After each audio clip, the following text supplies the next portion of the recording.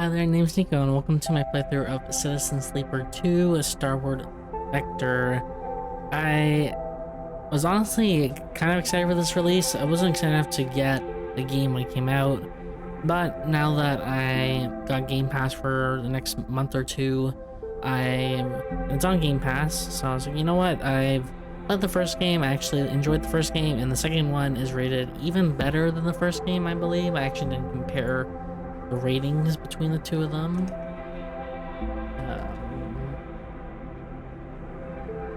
Actually, yeah, the second one is actually rated slightly better. So the second one has a top critic average of 86 and a critics recommend of 98% on OpenCritic, which is similar to the first game, which was an 84 top critic average, but still 98% overall recommended. This game's too new to be on acclaimed video games, so it just came out this year, but this is currently one of the top rated games that has come out in 2025. If you don't know, if this is the second game, I recommend you watch the first game that I have a playthrough of on the channel already. And with that in mind, we're just gonna do a new game. Empty. Okay, so there's a difficulty, okay? I'll keep the tutorials on, even though I did play the first game. It's been a while. Save for those focused on story, low risk. Intended difficulty, those are happy to be challenged. Broken dice cannot be used. Standard stress tolerance. Death incurs a significant permanent penalty. Okay, so we can die. Okay, I'll confirm difficulty. Okay, right, we can choose which type of operator we are. Okay. There's 3 classes. We have skills, engineer, interface, endure, intuit, and engage. The endure track is disabled, it looks like, on this class. Reboot. Accrue stress to reroll your action dice. Reboot config +1 stress is reroll lowest dice. Operator sleepers are built to work with drones and remote machines over local networks to perform cooperate resource extraction from a distance. Operators have expertise in working with interfaces and computer systems, but are more physically fragile than other sleepers. Their reboot skill allows them to hack their own systems to reroll dice, a risky but potentially powerful move. Sleepers assigned to operator work are usually cerebral and precise people. Extractor. So this one has the Intuit class disabled, but it has 1 an engineer, 2 an inner. There's not really a good spot for me for this. Sorry, I'm sorry. I'm trying to explain it. 1 point in engineer, 2 points in endure, 1 point engage. Extractor sleepers are built to work at the coal face of corporate resource extraction, often in hard vacuum environments.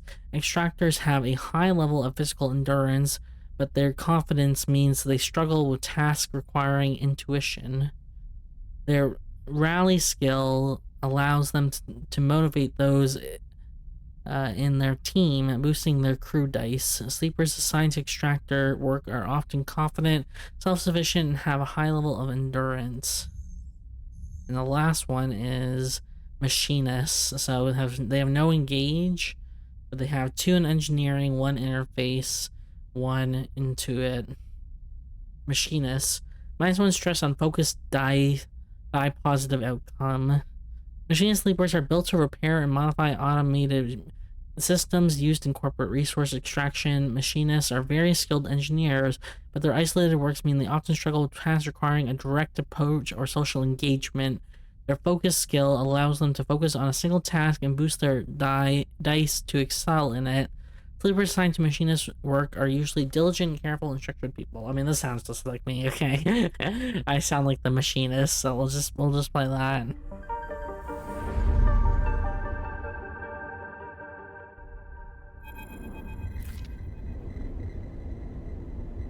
And if you don't know how this works, you'll figure out how it works as we play. In the moment before waking, a dark space before conscious thought, you struggle to find the pieces of yourself. Usually, these pieces come with a particular cadence, each appearing sequentially like the boot process of an old terminal. First your body, artificial, compromised, but relaying sense data all the same. Then its context, the breeze of air filtration, and the soft contact of your birth in 0G.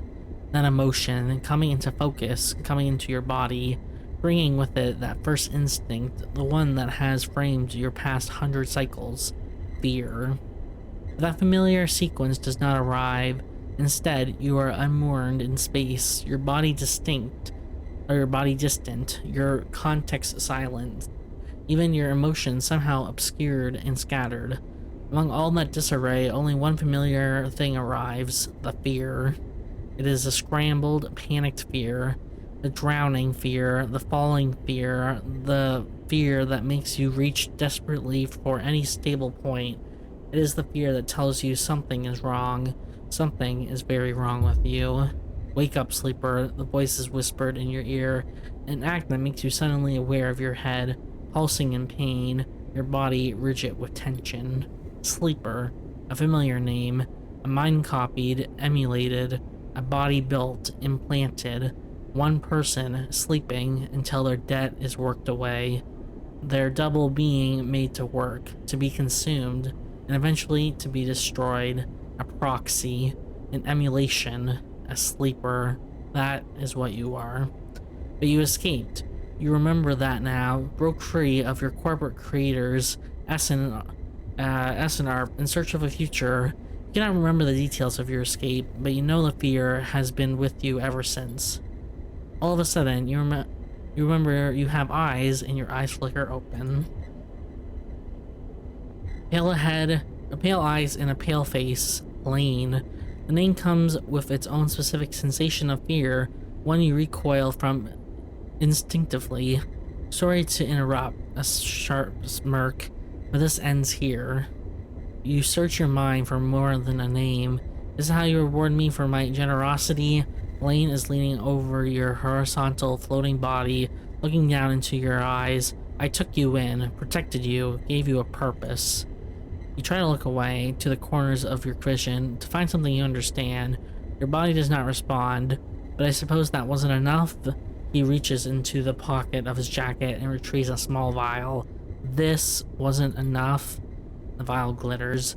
This object you know, and have known for a long time, stabilizer, the drug that keeps your artificial body, your emulated mind, from inevitable decay. The only bomb of your planned obsolescence. The liquid rolling in the vial fills you with disgust. Lane pockets the vial, but it would be wasted on you now. After what you have done to this body of yours, it looks at you with a palpable disgust. Lane's eyes scan your body, and as they do, you become aware of the wires and tubes attached to you, those that were meant to free you from your dependence, from the stabilizer and the controller grants Lane. They are free, you piece of shit. They don't need you anymore. The voice comes from somewhere behind Lane's head.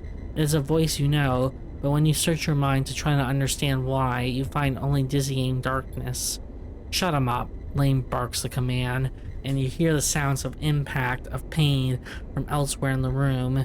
You try to move your limbs again, and this time you feel a flicker, the twitch of a finger. You feel the extension and compression of synthetic muscle. Free, are you? Lane smirks. You were free when I disabled your tracker, when I gave you the stabilizer you needed. He scans your body with angry eyes. Now, you aren't free, you are just broken. I had such big plans for you, Sleeper. I invested in you. Lane grips your arm hard, and you feel a jolt of reaction. You will the arm to move, but you have ruined all that. Lane speaks louder over the sound of the struggle behind him. I'll try to preserve your body, of course. I have my own uses for it, but your emulation? You feel one of his hands searching behind your head. He finds and grips the thick cable running into the port at the base of your skull. I will burn that out. Lane jerks forward, slamming across your body, then swinging away out of sight. You feel yourself rolling, the cables plugged into you, looping and wrapping around your limbs. Then you feel hands steadying you, pulling cables. You glance around wildly and see someone diligently unplugging you. You meet his eyes. Your mysterious savior. Okay. Eel cryo, yep. The plot. Okay, that's different. Hey, he waves a hand in your dazed face. We need to move. Lane won't be out for long. He unloops a cable from around your wrist. Sleeper, help me out here. You blink slowly. Do you know this person? He leans over you and you feel his hands on the connector, flicking switches, releasing locks. Come on, come on, come on. He tugs the connector clear and pulls you up. You see the room you are in for the first time, filled with tech and terminals, wires waving everywhere, all lit by big windows looking out on an impossibly bright screen-filled street beyond. In the corner, you see the dark shape of a floating body surrounded by a glittering constellation of crimson baubles. Is that blood? Move. Sorry, sometimes I'm reading what I'm saying, but I'm not actually processing what's being wrote, so I'm reading that. Oh, so I think that's Lane's body, probably, in the corner, knocked out. Move. You are wrestled and shoved towards the door, which slides open in front of you, and then you are out in all that brightness, all that movement, gliding hard towards some unknown destination. You come to a stop in a dark alley, the one who guided you here, pausing to catch his breath. He doubles over beside a massive life support unit that sends a lukewarm breeze across your skin. You stare at him, trying to recall anything about him. You notice his tattered jacket, his lightweight clothes. You remember the station runs hot. Something about the power that flows through the place. He looks up and meets your eyes. What's going on, Sleeper? He wipes sweat from his forehead, and it floats away in a swarm of spheres. Talk to me. Okay. So if you don't realize this is like a visual novel-esque game, there's a little bit more gameplay elements, but they gotta set the scene, you know? You'll see more once we get on. But it seems like it's not a sequel to the first game. It's not the same character. Spoilers from the other ending, like I technically didn't get the true ending, my understanding. I got like an alternative ending. The true ending is you're actually sent off to like another planet and then you live on that planet. So yeah, and we're not there. I think we're on the same place that we were before, but like we're a different Sleeper, I think. Maybe we're on a different like planet, or like, no, it's not really a planet per se. It's like a bunch of like buildings connected to make like its own. It's more like a satellite, I guess you'd call it, a definition. A bunch of like buildings that are floating together in space. So yeah, anyways, I don't know if it's the same one as before or if it's a different place. Okay, you know what, let's just ask, who the hell are you? You seen a concerned frown across his face. Don't mess with me, Sleeper, that's not funny. He comes closer, eyeing you carefully. What station are we on? He narrows his eyes, waiting for the answer. You close your eyes, trying to recall.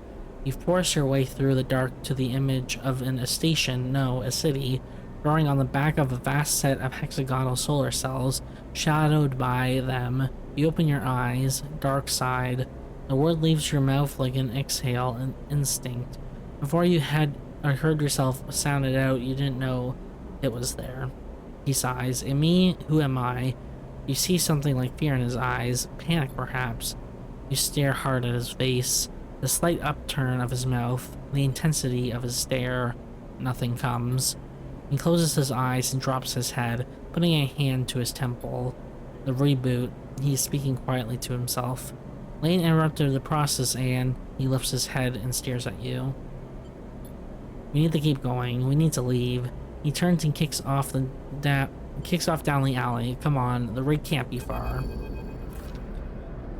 Okay, dark side. As you are led through the passages and service ways of the station, you try to recall your life here.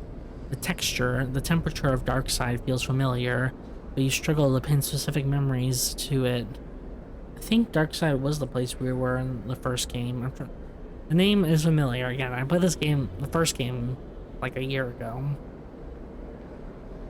Focusing hard, you recall waking up in these passages, cycle after cycle, the rhythms of the station flowing over you along with the crowds.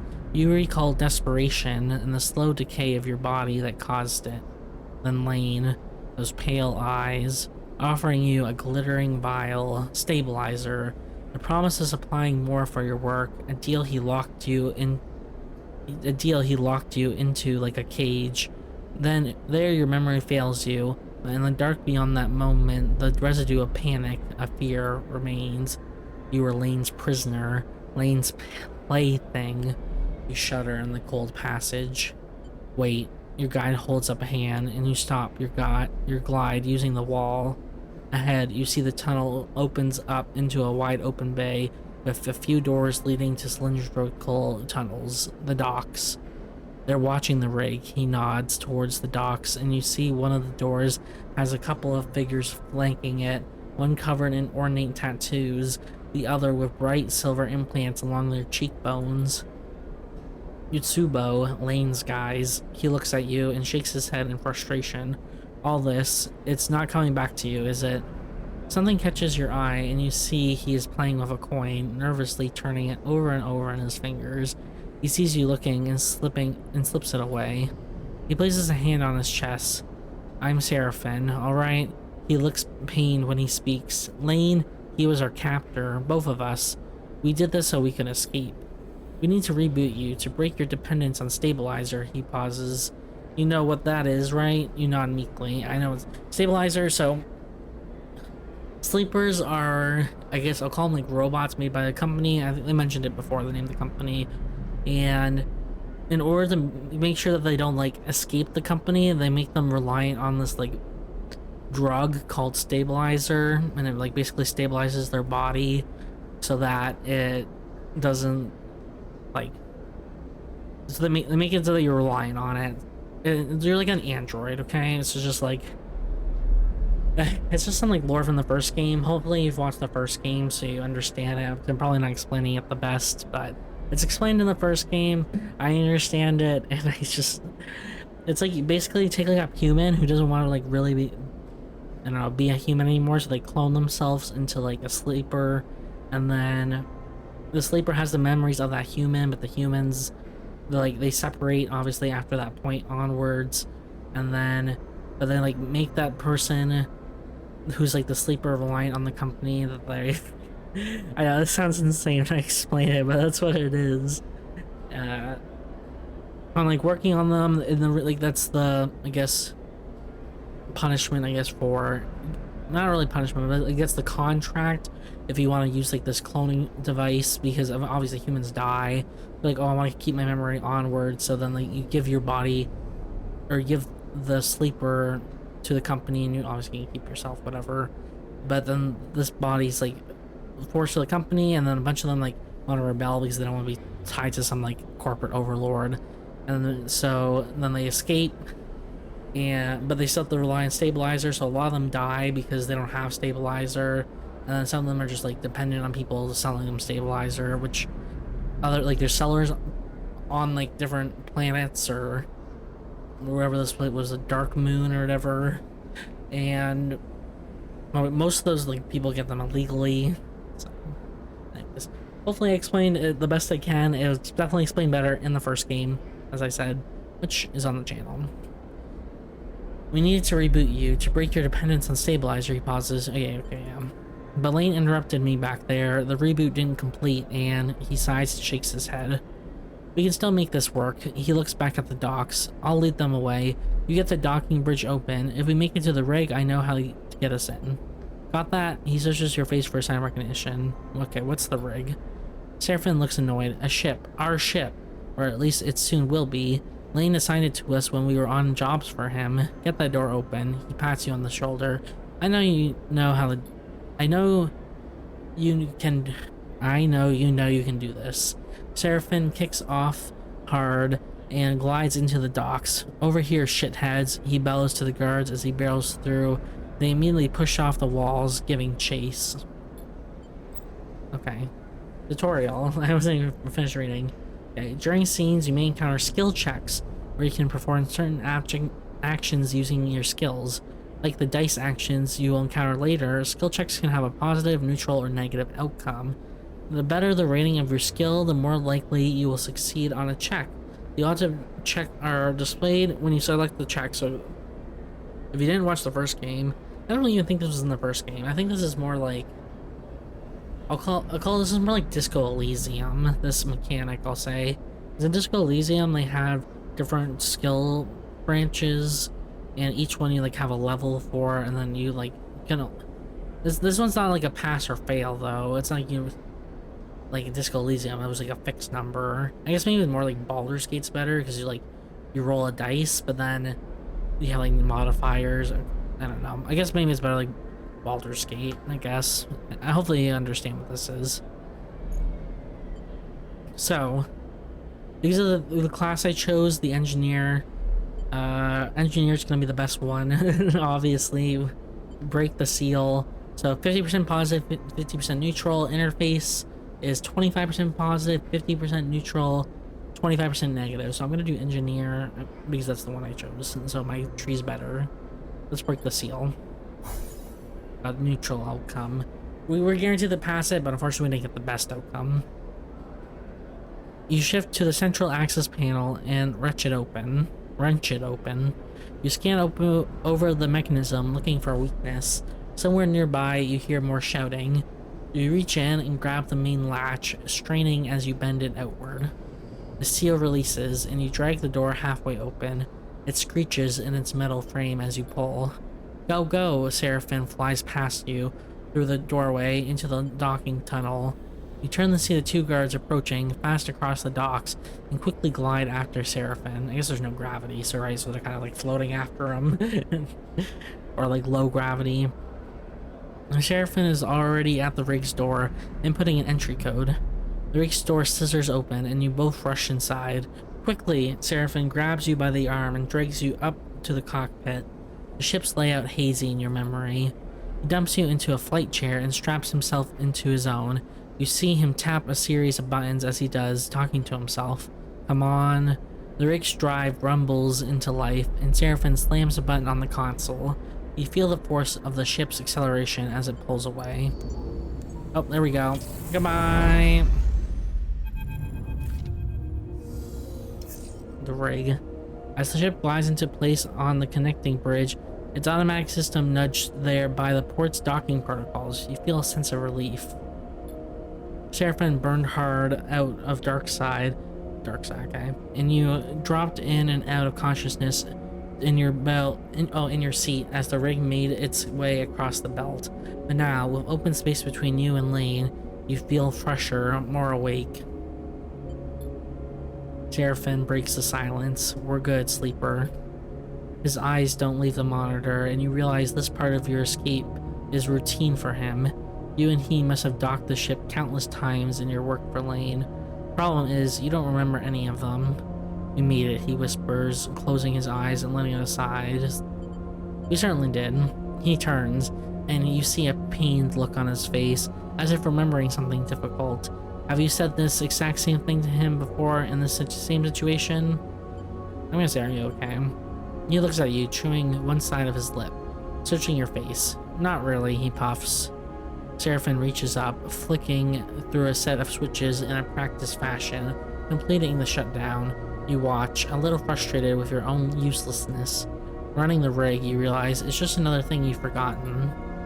A clunk that runs through the walls of the ship is followed by a short, percussive alarm tone from the pilot's console. Docking complete. Seraphim kicks off from his seat, twisting as he glides past you towards the back of the cockpit. His hands find the rails on either side of the door, and he pauses, facing into the corridor beyond. He turns back to you, backlit in cold cyan. We need a plan. He glances around. Lane's not gonna let us slip away quietly, he sighs. We'd hide here, we keep running. No, we need to talk. Seraphim furrows his brow. Not now, sleeper. We need to forget. He flinches, the words coming out wrong. We need to focus on something other than... He pauses again, unsure. Us. We He sighs. We need to survive this thing first, then maybe we can talk. It's so hard. Like, we have like amnesia. Like, oh my gosh. Bro, it's literally like Disco Elysium here. Come on.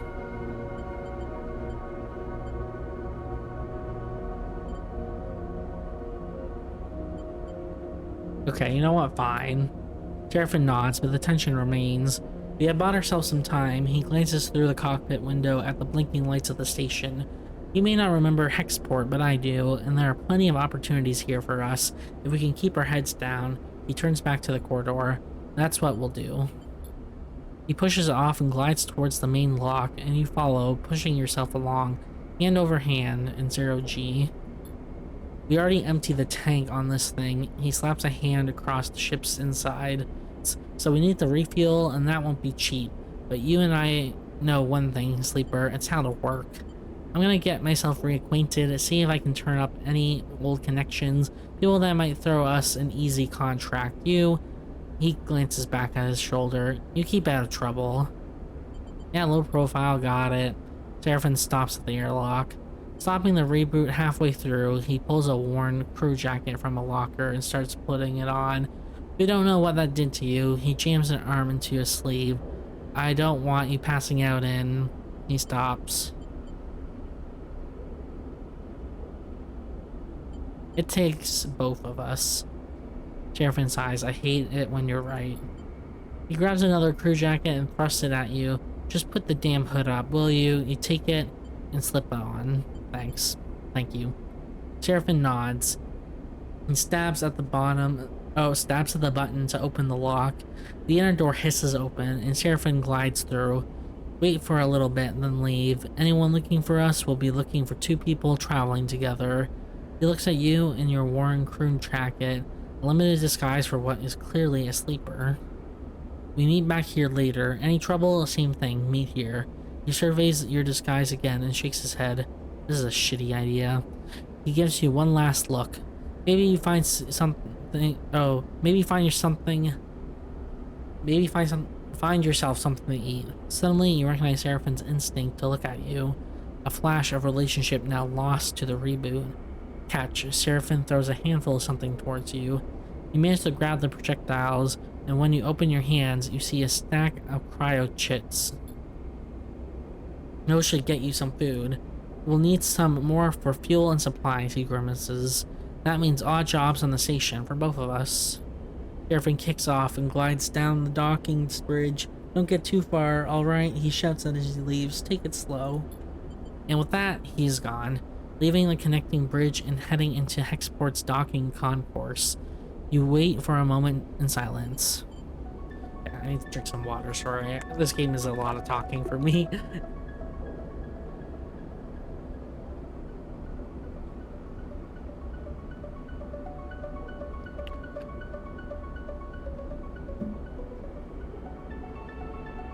Okay, so we're just kind of dropped into it, I see.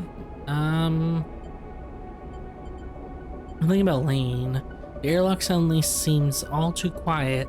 Lane had a way of lowering the temperature in a room, bringing all attention to focus on his target of choice. You don't remember thinking of him as a protector, a savior, but you know you once did. All you know him as now is a pursuer, a tormentor, a nightmare. You shake the thoughts from your head and pull the jacket tight. Let's see what Hexport has to offer. You kick off and glide into port. Okay. Welcome to Citizen Sleeper 2, Starward Vector. The game runs in cycles, during which you can perform actions with your dice, use cryo to buy food, fuel, supplies, and items, progress clocks towards new scenes and events. Okay, so that's new clocks. But everything else I think is the same as before. Or maybe they mean like each cycle, like the clock moves. Okay, the clock moves. Okay, maybe it's the same as the first game in that sense. The clock moves to like forward. Okay. You can view tutorials anytime. Use mouse wheel to scroll your view. Select the mouse locations, left click and right click to leave a location. Okay, so here we are. Seems very similar to the first game. This is like, see, this is the rig. The rig is your ship and home in the Starward Belt. While the rig is docked at a hub, there are multiple areas you can visit. Bunks, use dice to reduce stress. Galley, use supplies to regain energy. Other locations will unlock as you play. While the rig is in dock at a hub, your crew will also help to gather resources to contribute to the upkeep of the ship. You can choose which resources they should focus on in the crew task menu to the left. They have random chance of acquiring at the beginning of the following cycle. So currently, okay, here, this is a clock. This clock is a cycle clock. It will progress towards an event each cycle. The completion will trigger significant events. Yeah, that's what I figured. On the run, you put some distance between you and Lane, but you're sure that he'll close the gap as soon as he's able to. So, okay, yeah, so it's the same as the first game then. The first game, what happened was we had an assassin after us because, as I said, we ran away from the facility and they were trying to kill us. So this timer was like, if it filled up and you didn't get the assassin off your back, then you die. So I'm guessing this is something similar. So it looks like we have 1, 2, 3, 4, 5, 6, 7, 8, 9, 10, 11, 12, 13, 14, 15, 17. 17 days it looks like. Before, that's kind of an odd number, but whatever, where this comes up. So yeah, we're currently focused on odd jobs because we need cryo, so that's fine. This is what Seraphin's working on. So rig bunks, rest and recover. So these are our dice. We have 5 dice per cycle and we can use them how we see fit. So sometimes it is necessary to rest, or at least try to, in the compact bunk of the rig. This will be reduced stress when not on a contract. Rig gallery. Make a meal. Supplies are typically saved for contracts, but when food isn't readily available, you gotta use what you gotta use to survive. Okay. I'm just looking at all the options of what we can do. The Hexport Exchange. In Citizen Sleeper 2, you perform actions by assigning action dice to them. The higher the dice you assign, the more likely you will succeed at that action, or at an action. But your dice will be modified by your skill. Your skill modifier for the action is displayed on the right, and it will reduce or increase the value of the dice assigned to the action. Like skill checks, dice actions have 3 outcomes: positive, negative, or neutral. Each action is already also rated safe, risky, or dangerous based on the outcomes it has. The more dangerous an action, the more significant both its reward and consequences are. For more information on dice actions, check the guide. Okay, yeah. So, yeah, same as the first game. If you didn't play the first game, again, I'm spoiling things from the first game because this is the second game. So, engineer. We are an engineer, so this is +1. This is that is considered danger, so we can trade scrap. Trading scrap is all about identifying material and cleaning up components. It's an engineer's job more than a trader's. And then impress the brokers. The data brokers are the heart of exchange. They show off their knowledge by discussing decryption. If you talk the talk, so if you get 4 points of this, the rules exchange. The exchange buzzes with a conversation of commerce. This is a place where contracts are found. You just need to look. So you need to do this 4 times to unlock bonus things in this area. Export docks. Chat to crews. There are plenty of crews milling around the docks and moving cargo. They could be a good source of info. Risky, engage. Then into it. Export stocks are a dizzying mess of braided cables and flickering signage filled with busy spacers. Exploring is both thrilling and intimidating. Danger. But if you get this, Hexport connections, the export docks thrum with life. There are contacts to be made here. You are sure of it. Okay, so those are all the options that we have so far. Here, we are machinists if you want to see. Oh, here we go. Welcome to the character screen. Here you can upgrade and configure your sleeper. On the left, you can upgrade your skills to improve the skill modifier applied to your dice when you undertake an action. To the right, you can upgrade your push, the unique ability of your class. When upgrading your push, only one upgrade at each level can be active at once. You can configure which upgrade is active only while at a hub. So, engage crew is fully unlocked for us. We have 2 points in engineer, 0 points in engage or endure, 1 intuit, and 1 interface.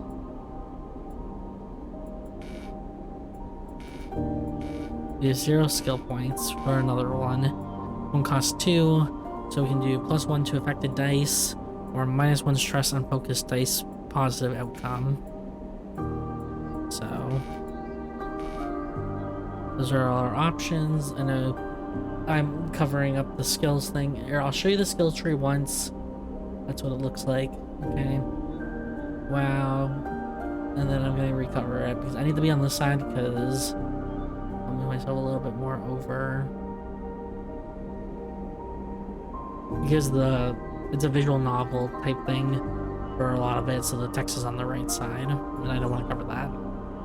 So let's start with exploring then. We're going to do, I think so the docks is for if we want to find contacts.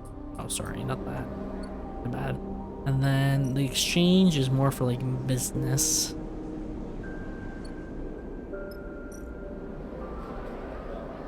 Contacts, this is contacts and this is contracts. So if we want jobs, we want to go here. If we want people to find new people, we go here. Now, I just gotta remember which one it said. Engage is terrible for us, okay? So that's the one that we ideally don't want to do. Intuit's only a 1 for us, though. But it's danger if I put it in. A 5, I think, is the... No, a 6 should be the highest roll. So this one would be best for that, but since we need to get food, apparently, which ideally we would go buy it somewhere instead of using it at the rig. Okay, so I think first thing first, we go here. We're gonna explore the docks by ourselves, I think. It is kind of risky. 50% positive, 50% neutral. Okay. You just progressed a clock. Clocks track your progress towards both positive and negative events and can be filled by performing actions or by passing of cycles. So, oh, we need 6 for this one. Okay. We lost 1 energy for doing this, unfortunately. So this is 25, 50, 25. Not really ideal. How about on here? Okay, we're -2 on the engage front, so we don't really want to do the engage. It's danger. Okay, let's try. Hopefully don't get 25%. Okay, we got -1 energy. Unfortunately, we're gonna have... Oh, shit. Sorry. Looks like we're gonna need to get energy quickly. It's not ideal, but we're gonna use one of our supplies on here, because we're at 1 energy. We are losing our supplies from that, unfortunately. But... Oh! We just got more options. The Benz, chaotic dockside bar. Here you can eat in exchange for cryo. Well, that would have been helpful before, you know, but whatever. Eating gives you energy and stops you starving. Different foods give different amounts of energy. Play Stars and Stokers. S&S is a Space Stars gambling game played with custom magnetic dice. Chits are stashed in symbol-marked cans, and winning is ruthlessly luck-based. Buy a Ben's Fry. Okay, well, we just filled up because I used the supply. So unfortunately that wasn't open. The warehouse. Or maybe it was open, I just didn't wait for it to load. The warehouse at the Hexport dock supply the industrial operations of station, meaning they need constant loading and restocking. Okay, so let's continue our exploration of this area. Again, 25, 50, 25, not the best odds. We got positive outcome though, +3. So we've maxed this connection. Okay. As you are gliding across the docking concourse, you hear a scuffle. The noise of raised voices cut through the conversation, drifting out of the dockside shops. Glancing down an alley, you see a huddle of figures shouting back and forth. You spot one man in the middle of the group, surrounded, pushing the others back as they grab at the bag slung over his shoulders. You don't like the way this looks, but then again, Seraphine told you to keep your head down.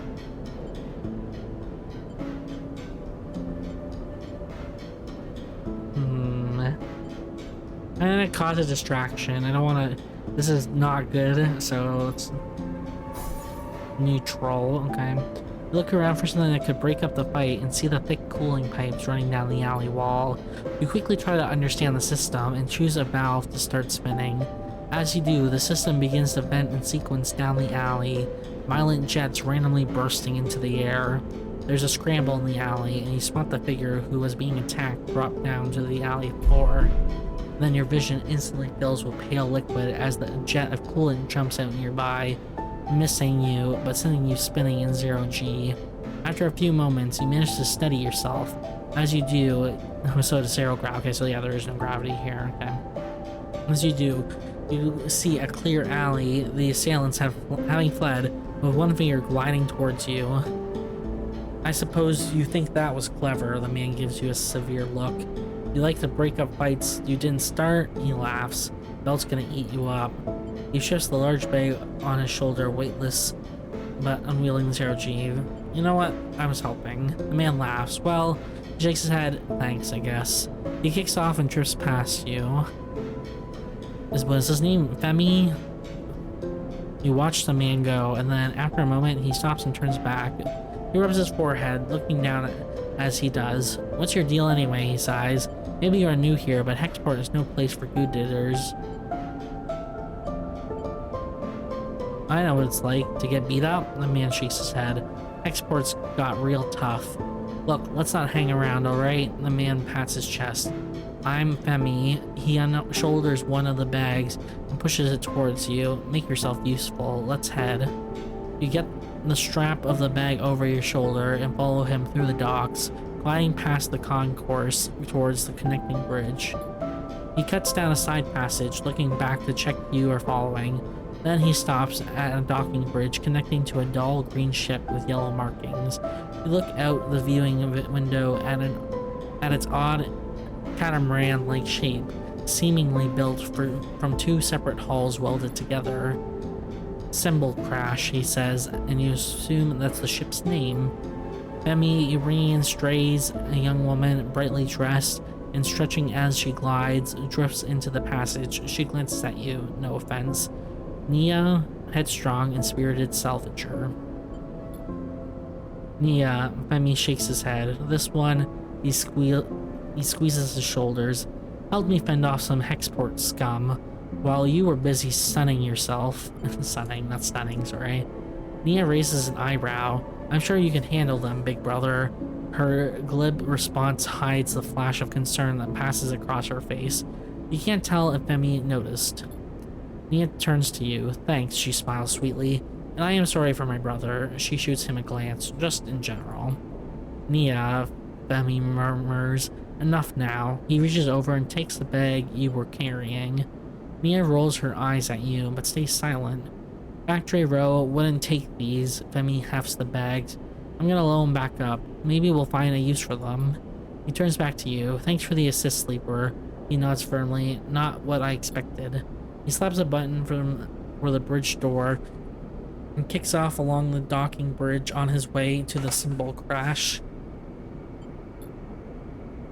Nia looks at you with raised eyebrows. I hope my brother was joking, or did you really help him? I tried. Thank you. She looks back at the ship. My brother needs help more than he admits. What do you mean? She tenses. I don't know if... She smiles a tight smile. I shouldn't have said anything. She pauses, thinking. I want to ask you something. She takes a deep breath, then gives you a direct look. What is she building up to? Are you looking for a crew? She looks away. Sorry to be direct, but you seem like, well, if you are on Hexport, maybe you are with a crew. She stops herself. I mean, maybe your crew needs a crew. Maybe you're looking? You know what? Sure. She struggles to hide her smile. Nia looks back at the ship, then at you. Look, I'll be honest. Being on a crew with my brother is nice, but he is suffocating me. She frowns at her own bluntness. I'm not a kid anymore, you know, but he still sees me like one. She shrugs. I want to show him I can handle myself. I need experience. I need to run some contracts. She gives you a determined look. What do you say? I'll think about it. I'm a good salvager, alright? You can use me, she smiles. I can spot things, find gaps, weighs in. She folds her arm across her chest. I know what I'm doing. Femi taught me well. She glances back at the ship. Just consider it, alright? Let me prove myself. Suddenly, a shout comes from the ship, echoing from down the passage. Femi. He makes both of you nervous. Nia looks in his direction. I should go. She pushes off towards the docking bridge. I'll be waiting. Nia gives you one last glance as she departs, then disappears into the docking bridge, leaving you alone in the passage. New local crew available. Okay, so this is different from the other game. You didn't have like a crew before. You were flying solo, as I'd call it.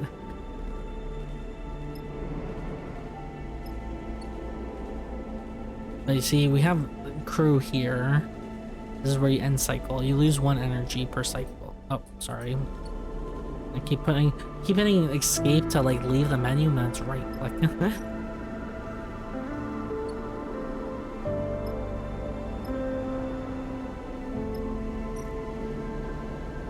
Yeah, I want to do something that's not really risky. But it looks like everything's kind of risky right now. Okay, I think we just do something here. I mean, it even goes up to 3. This is like bad. Okay, so we're gonna have to unfortunately do some risky options. Okay, not endure.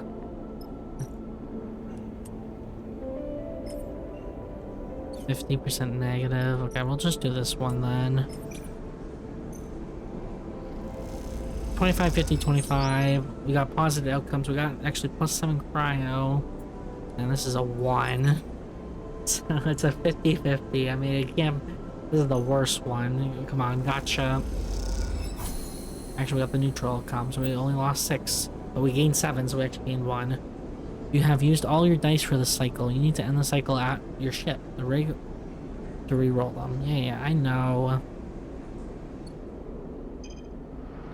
New locations discovered. Export canteen. Eat at the canteen. Most trade halls have a canteen where they prepare their own dishes from the pack supplies they otherwise provide. And export trade hall. Buy fuel. Fuel depots like this can be found at most stations, selling the lifeblood of the belt's transport and trade. Fill fuel. If you have enough cryo, you can fill your fuel capacity in a single order, which we do, but buy supplies. The trade hall has a healthy stock of supplies, stacked from veg, water, usually some extras, all packed up for the crew coming through. Fill supplies. Again, it's the same thing as fill gas. Okay. So let's end the cycle then for the day. Day 1 complete. We're in trouble, sleeper. Seraphim leans into the bunks as you are getting up.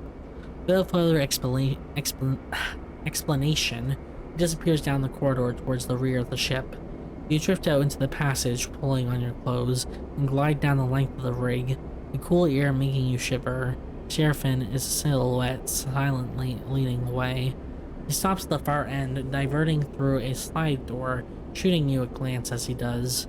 You find Seraphim inside, holding one of a tangle of arm-thick tubes that are waving in the zero-G engine room. You know what these are? They fuel pipes. Seraphim shrugs. Close enough. These are the engine's feed lines. He waves one in the air. And before you ask, no, they aren't supposed to be wiggling loose. What happened? These must have broken loose when we pushed the ship hard on our way out of the dark side.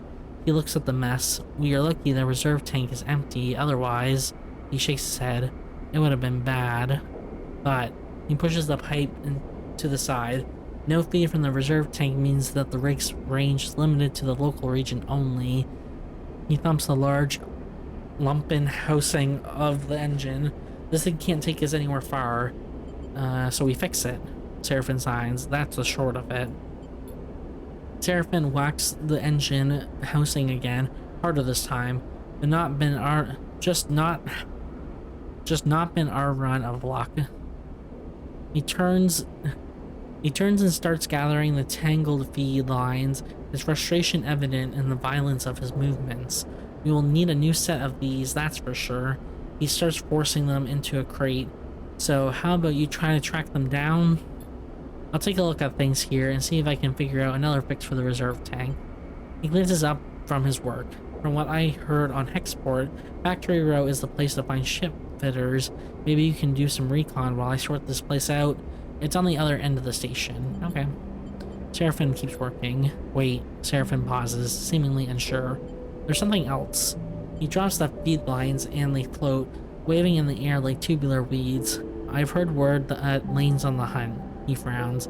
The message went out everywhere in the local radius of Darkside. He's looking for us. Of course, I mean, duh. What, you didn't think he was gonna be looking for you? Shit.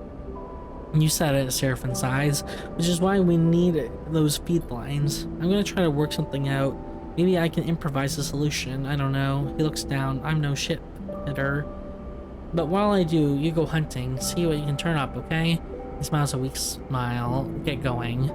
We leave the engine room and the clanking sound of Seraphim's cleanup efforts echoing through the ship. Fuel feed lines. That's the next step. You take a deep breath and head out. Okay, so we gotta find some new allies. Ooh, a driver. You have discovered a drive. Drives help you track and choose your objectives in Citizen Sleeper 2. The arrow button in the top left opens the drive menu where you can choose which drive to track. Once a drive is tracked, a yellow marker will be placed above any location that relates to that drive. Drives come in two types, major and minor. On completion, a major drive rewards 2 upgrade points and a minor rewards 1. Keep an eye for the drive menu as you progress to see what new opportunities and objectives are available and track those you want to pursue. Okay, so let's just toggle this. So we need to escape Hexport, but that's the end of the game, I'm assuming. Well, or at least the main objective for a while.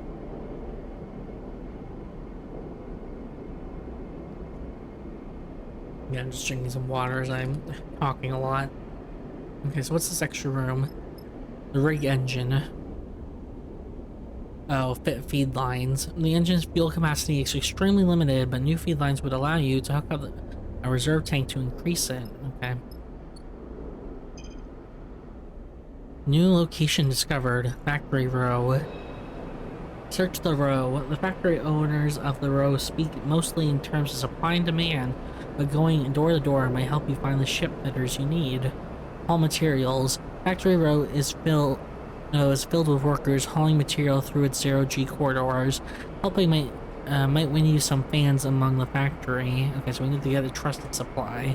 The export factories are picky about who they work with. Trust is a key currency here, and we want to find a ship fitter.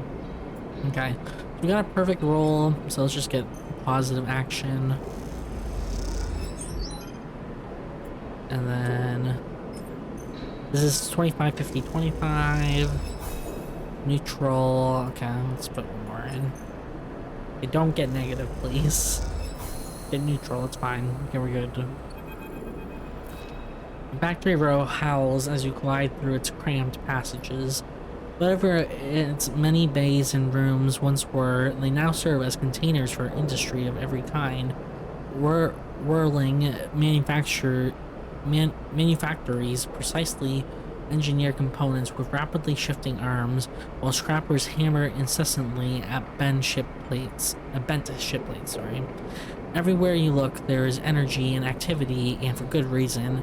Hexport itself is built on the Delaric fragments of a solar reflector, and even the small amount of energy generated by its remaining mirrors is enough to power a city of machines. It is familiar to you, of course, in a strange, far-off way because of Darkside. That place and your memories of it are a muddy haze, but it is hard to forget the glint of its hexagonal reflectors, 10 or 20 times more in number than Hexport's, that in that wild, flickering city growing on their back like a tumor. In comparison, Hexport feels provincial, but deep in Factory Row, you can almost be back in Darkside. And then you see them, tubes just like those. Seraphim had waved in your face. The feed lines. You push over to the display window of the unit marked Karsten Supply and block capitals cut from hull plates. There, among an angled shelf of oversized ship components, sit the feed lines like some large biomechanical tangle of snakes. You slip inside, where the sound of factory row is a little screened, and spot a large figure working at a bench. Hunched over, concentrating, it seems he doesn't notice you enter. You know what, I'll just say hello. A sharp eye glints at the figure. Oh, as the figure looks over his shoulder. Karsten, okay. It's his ship. Karsten Supply, so he's the owner. Can I help you? His accent is heavy, but unknown to you. Those feed lines, how much? There is a sharp glint as Karsten places his tools and the components against a magnetic plate on the wall. He turns with surprisingly grace and begins cleaning his hands on cloth. Those sharp eyes scan you, but Karsten's thick-set features do not betray the results of his assessment. I just want to be straight to the point. If I'm in a store, I'm not going to be like, oh, how's the weather doing? I'm just going to ask like what I'm looking for. Custom built those ones for a client that never collected. He looks at his hands while he speaks, checking for stray oil stains. You have one of the old MEVs then? He sounds out the letters in a way that you don't recognize as he speaks. You try to recall anything you know about your ship, and the memories elude you. Perhaps Harrison should have come along. I think so. Karsten squints a little, yeah, right. Look, Karsten drifts over to where you are standing, his imposing height evident. For a fellow enthusiast like you, he continues in distinctive monotone, let's say a few hundred Carl on clean chits. He shoots a glance at the feed lines. 400, let's say to be precise, and I currently don't have 400. Karsten looks you up and down and sniffs. It's expensive, I know. It's a shame, but it's just what they are worth. He screws up his mouth a little into something that might be a smile. However, I'm more of the bartering type myself anyway. Okay, barter sounds good. Karsten nods sagely. There's a little favor I need a crew for, and while you look like you might be a good fit, he tucks the cloth away in a pocket and clasps his hands. I know of an old Solheim wreck out there, very old, pre-collapse. It's tucked away in a dead zone, so no one has ever really cut it, he shrugs. Not only that, but Solheim Delericts have a habit of triggering nasty security protocols when approached by an unfamiliar ship. So, it's been well left alone. But a salvager like you with an old Solheim brig, I bet it wouldn't even flinch if it saw you coming, he smiles. I have a special interest, a need for that old tech. All the Solheim ships have a data core, or data core, whatever I'm saying, data. And while I don't care about the accounting reports or the material ledgers or whatever they kept on the damn thing, I do care about the hardware. So if I was to find you back here with that data core in your cargo hold, clean cut and complete, well then I could see my way to doing a straight barter for those feed lines. Karsten pauses, sniffs the air again. You just need the coordinates.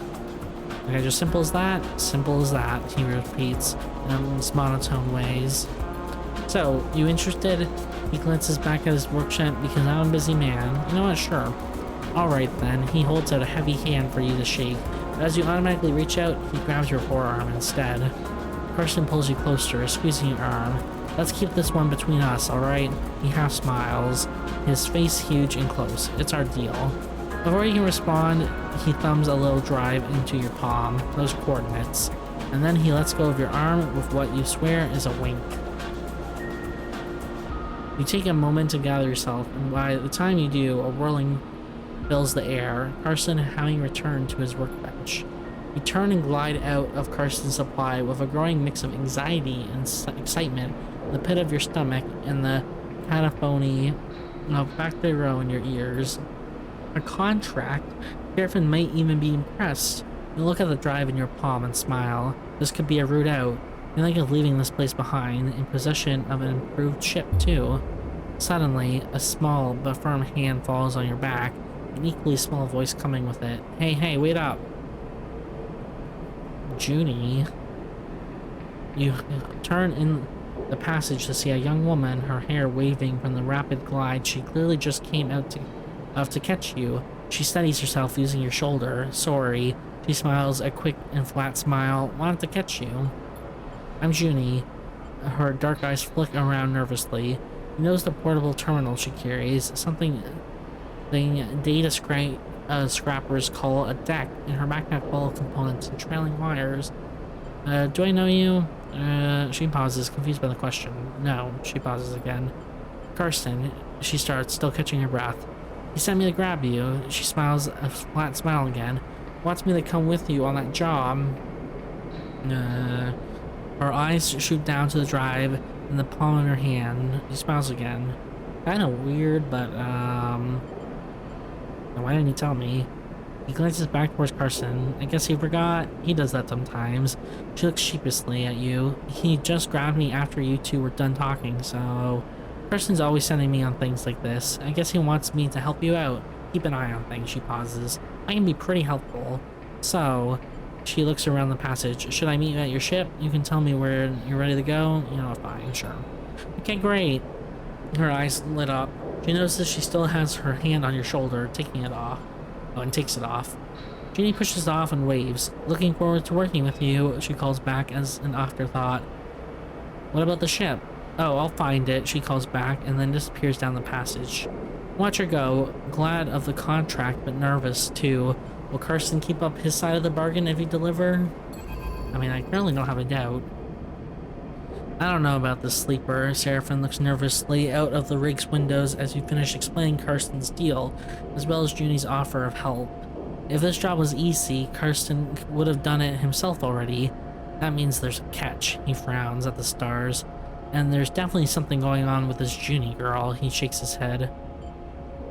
Look, what choice do we have? What if, Seraphin narrows his eyes, we can get the crowd together by the feed lines? Bro, is that even possible? I found a contract board at the exchange rather than station. He gestures towards Hexport. We take on a job that might get us some of the way towards buying those feed lines. Plus, even if we do want to take Karsten's job, a bit of money to get ourselves prepared wouldn't be a bad idea. Fill up on fuel, supplies, be ready for whatever comes. We have time? Probably not, but without crowd for fuel and supplies, we aren't going anywhere. Seraphin sighs. Just take a look at the contract board, see what you think. While you're at it, you might want to see if you can scare up some freelance crew too. Seraphin shrugs. Many hands make light work and all that. Or we stop messing around. We take Karsten's job right now and get it done before he can think twice. Seraphin yawns. Seems like a whole set of bad options to me.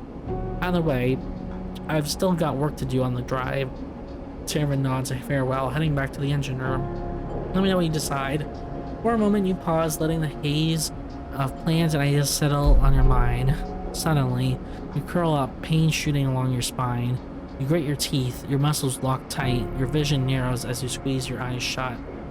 You feel a shift, as if some connection has broken. It's almost impossible to describe, like you are floating away from your body, dispersing, dissolving. There is nothing familiar in the pain, nothing to hold on to. You grit your teeth, and then another shift comes, and you are back in your body, trembling against the metal wall of the passage. The pain slowly fades, becoming a pulsing throb, and then a residual flicker. You flex in 0G, stretching out the tension. There's a strange sensation of distance that persists beyond the pain, a disconnection between your body and yourself, a flickering numbness that refuses to recede. You wonder if the reboot has done something to your body, or if this is some new sensation you will have to live with indefinitely. It strikes you that you know so little about the body that houses you. It could be moments away from collapse, or it might persevere for countless cycles like this. You try to shake off the feeling, pushing your hands against each other until they feel like they are yours again. Time is the only thing you need. Right now, it feels like it's running out fast. You head to the airlock. You have work to do. You have unlocked the contract. Open the map screen and view it. Okay.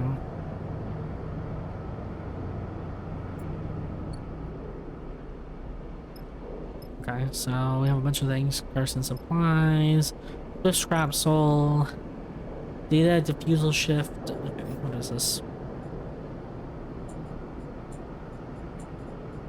Sure. All scrapyards have paid data diffusal work to offer, as old techs tend to be laced with protocols and countermeasures that need disabling. Scrapyard shift. Swift Scrap Solutions, or Triple S, as it's known locally, is a chaotic and slightly terrifying scrapyard where open ships are always available. MLS is constantly producing scrap for the factories in the row, the pagan money for raw hull plates. Contract board. Interesting. Station management has located a conway signal. They are concerned to see one so close. Are looking for someone to disable its source. I signal contract. This open contract for the Hexport mission requires a fee to be paid to receive the coordinates of the job.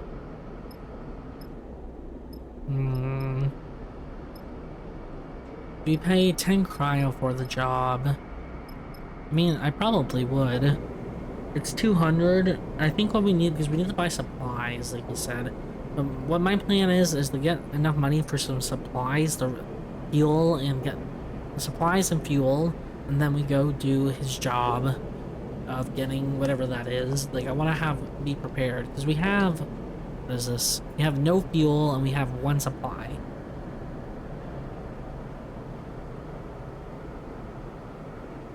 So I think we just buy the contract. Okay. New contract on map. Where is it? Export trade hall. Buy fuel. Okay, so we need to currently buy some fuel.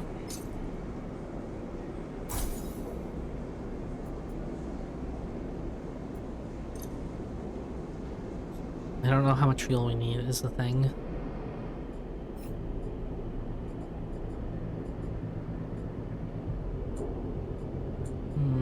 What's the line to? I'll do that contract.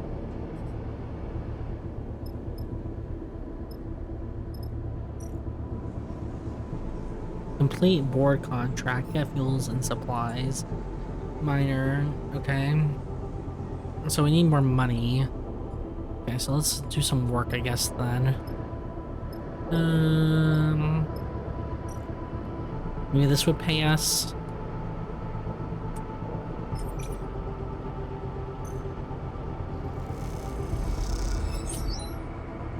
Plus 12 cryo. Okay, that's nice. We have a 1 die.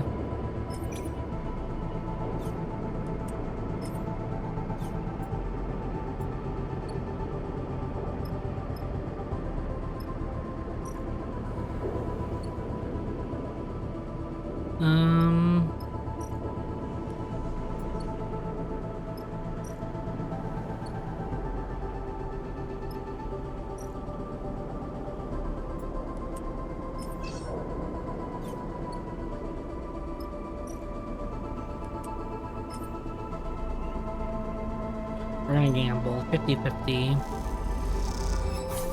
Neutral, we got 5, okay.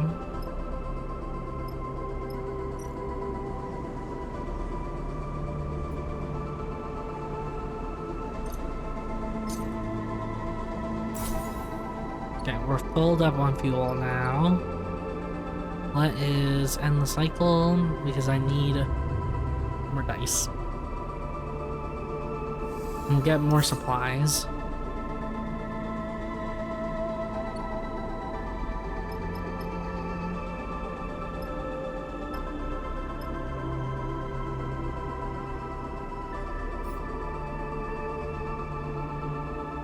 Okay, we'll get one more supply, I think. Let's go here.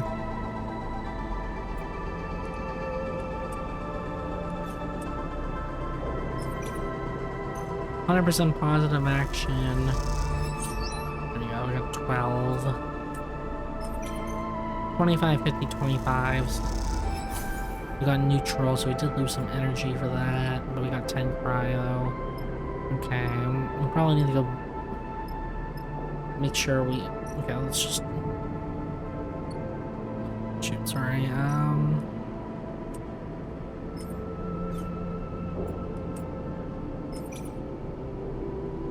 try 50-50. Neutral. We did lose energy, but we got 10 cryo. We haven't got a negative yet. Winners win. Okay, so we have to go. We have no energy, so let's buy it here.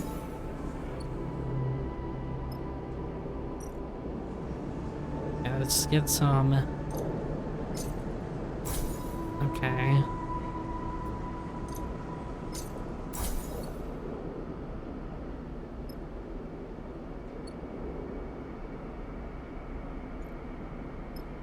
Well, okay, how do we do the contract? Oh, map, here we go. Contracts are high-risk, high-reward jobs that you and your crew can take on. Contracts require preparation and care to succeed. You'll need gather enough fuel to travel to the contract, gather as many supplies as you can afford to keep you and your crew going, look for opportunities to recruit crew temporary or permanently to help you on a contract. Consider which crew to take carefully. They have different skills and stress resistances, and who you choose can affect the story. Wait a minute. How about that person that said we could hire?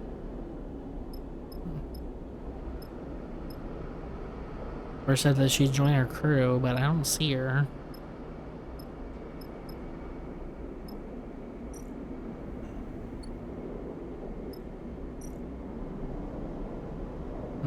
I don't know. Okay, we're just gonna go to the map.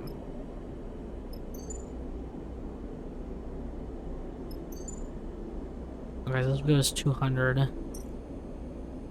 Let's go. Select crew. Oh, she's here. He's locked for some reason. I guess he's busy with something. And you can't do this thing. Okay, so it's only you. Let's go. Go, go, go, team! It's a drone, and Seraphim spots the signal source first, and the light barely shimmering off its dark hull plating, a design trait that betrays its covert use. A flash catches your attention, and you see a rent in the hull, through which red lights pulse. Wounded, Seraphim shakes his head. Wish they'd finished the job. You've seen one before? Seraphim looks back over his shoulder towards you.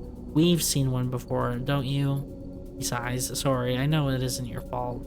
He looks at the drone. Lane had us work on one in a dark side bay, though it was barely a shell, disarmed and deactivated. He had us searching through its guts for salvage.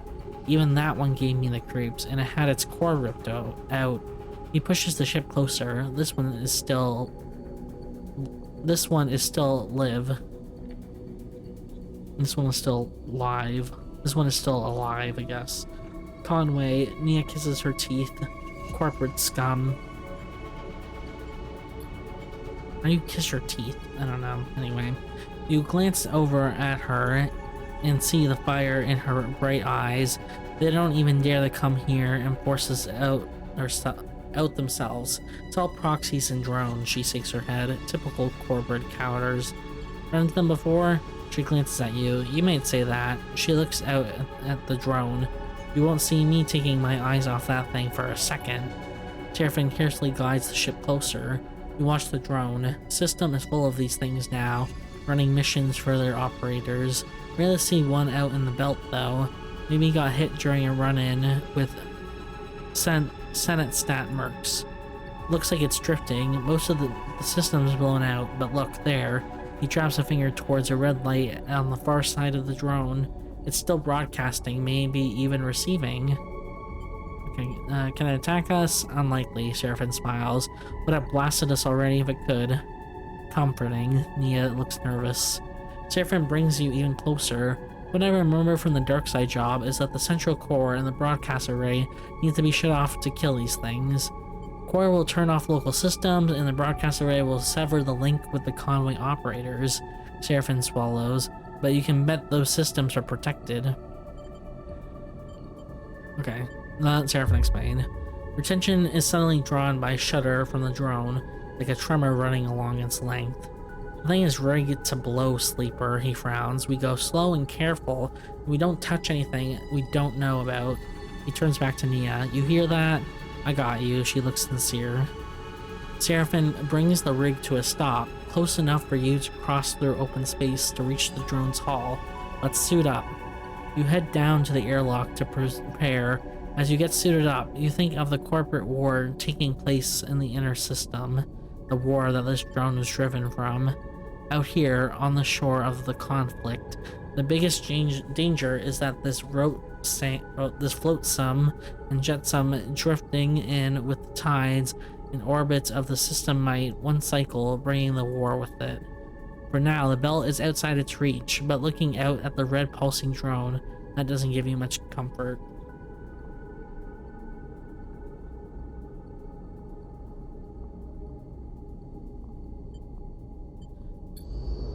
Okay, welcome to your first contract. While on a contract, you'll be able to assign 2 dice for each crew member as you would assign your own dice. Pay attention to the crew skills to use them efficiently or effectively.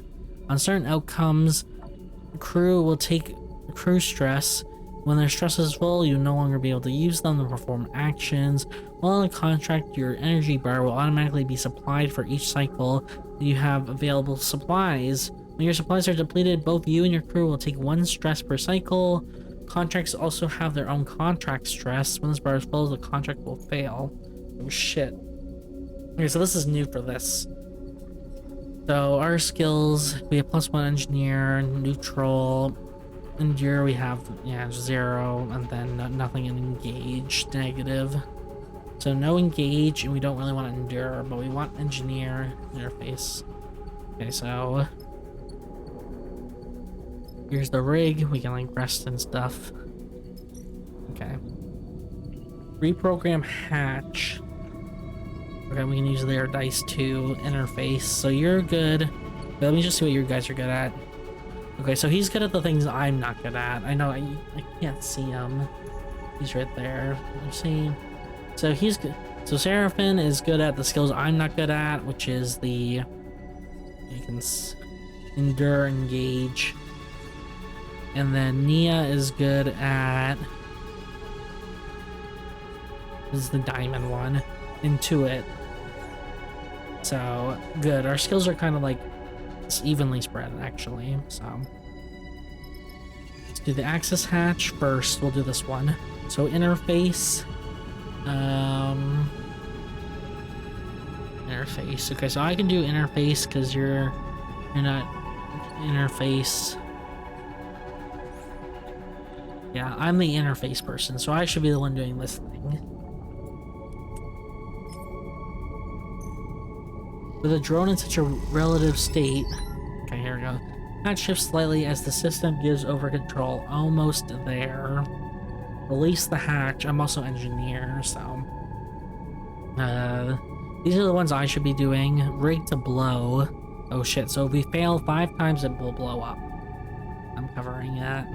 That's what it shows. Okay. Alright. Okay. What's the other one? Let's see what the other thing is. Hull damage. Okay, so it might be possible to slip through the gap in the drone's damaged hull, but once inside, where to go? How to find the broadcast array. Great opening. There's a gap where the drone sustains some damage. With a lot of effort, it might be possible to pry away the plates and create an entry point. Broadcast access. This drone's damage provides a lucky access point to the broadcast array, which will have to be disabled. Okay. So I guess I do this first. Fortunately, you got... I'm not really... Okay, so you got into it, so that's you. I've got it easy, because she's into it proficient. There we go, +2. Endure is him. I was already thinking of that. Neutral, we only got 1. This is 50% neutral, 50% negative. Oh shit. Okay, this is 25, 50, 25, but we'll try. Negative. Oh shit. Not what I was going for. Uh-oh, we got 1 bar. Shit.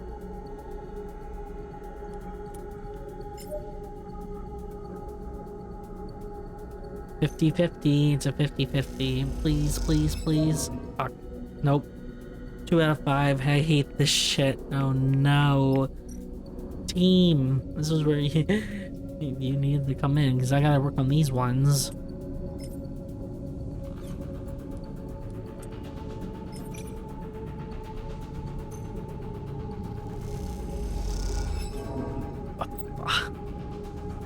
Oh no, it's gonna blow up.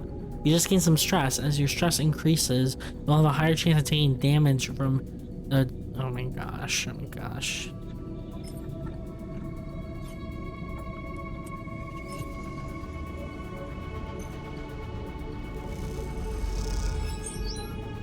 Okay. Please no negative, please no negative, please no negative. Neutral, okay, I'll take the stress, but Jesus. Okay, please, please, please, please, please, please, please, please, please. Oh shit. During contract, you can use your push ability once per cycle to give you an edge in a tricky situation. Pushing accrues 1 stress, but will give you a key advantage based off your chosen class. You can see your current push configuration if you hold your mouse over the button on the character screen. Push cannot be used at a hub, but when at a hub... Fuck. The dark surface of the drone shudders beneath you. Red light flashes across it, pulsing out from the torn hole in the skin. You look around and see Seraphim silhouetted against the rig, already clear of the drone. He's leading Nia with him, grabbing onto her suit and guiding her to the airlock. Oh shit.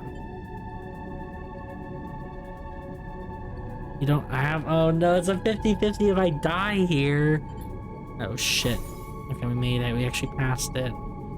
You feel a buzzing sensation coming through the hull as you take a moment to calculate your trajectory and kick hard off the drone's hull, feeling yourself arching wildly towards the upper part of the rig. An instant later, a pulse runs through... I thought I had 5 chances, I only have 4. Shit. The impact of the rig jerks you awake and you scramble for a handhold. Manage to find one and pull yourself against the ship. You glance back and see arcs of energy swimming across the dark hull of the drone. Nia and Seraphim are waiting for you at the airlock. Seraphim guides you in with the care and cycles the system. At least the drone is dead, Nia offers tentatively. There's no way that thing is broadcasting anymore. You look out of the airlock window at the drone, its hull now coming away, spilling its complex insides into the void. You rub your arm, feeling flashes of pain. Not the easiest way to complete a contract, but it is done. Contract is completed. You can leave the map. Bro, it blew up. We almost died.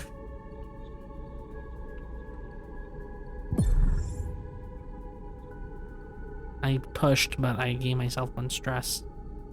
Uh-oh.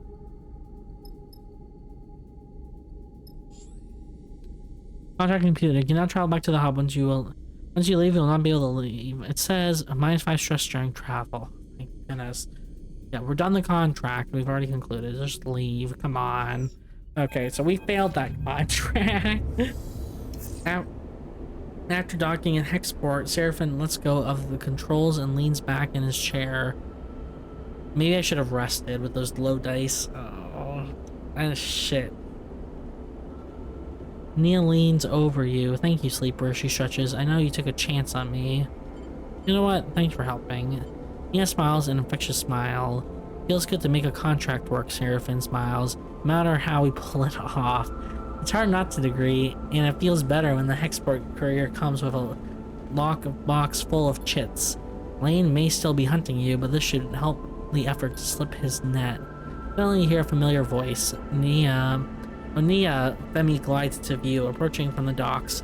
He fixes you with a stare. What are you playing at, Sleeper? Hey look, Nia wanted to come. You go to speak, but Nia drifts forward, cutting you off. Don't come throwing your weight around, Femi. I can make my own decisions. She glances back at you.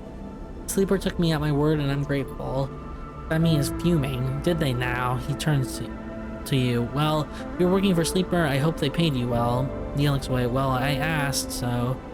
Oh, so they aren't paying you. Seraphim crosses his arms. Let's keep this civil. You realize this is the first time he is meeting Femi. We are being civil. It seems like Nia owed her share. It's fine. You grab him around a quarter of the chits from the lockbox and hold them out to Nia. She takes them sheepishly. Alright then, Femi smiles. We're good here. He turns to leave.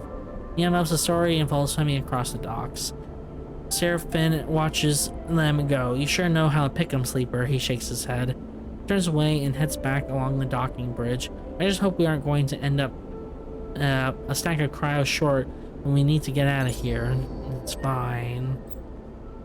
You just completed a drive and earned an upgrade point. You have push upgrades available. Go to the character screen on the UI scene. Okay, let's go.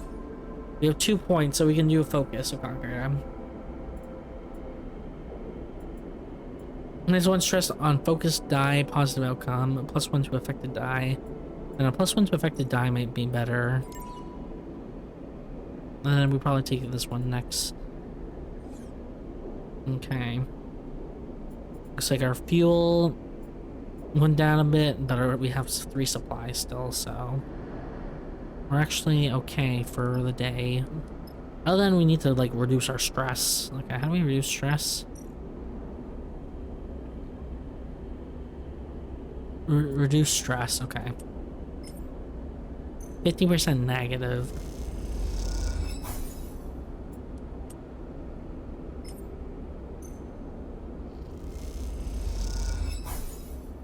Okay. Okay, let's just get some more oh. Right, we still need to do his job. Okay, so let me fuel up. Let's fuel. Let's buy. Okay, we're full on supplies and fuel.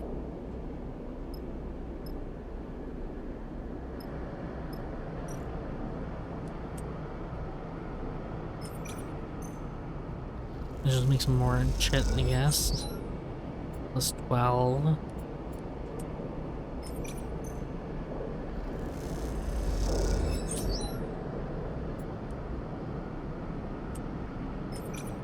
That's fine. 25, 50, 25. We got positive anyway. There we go, we're chilling. Okay. That is to an end cycle because we're out of dice.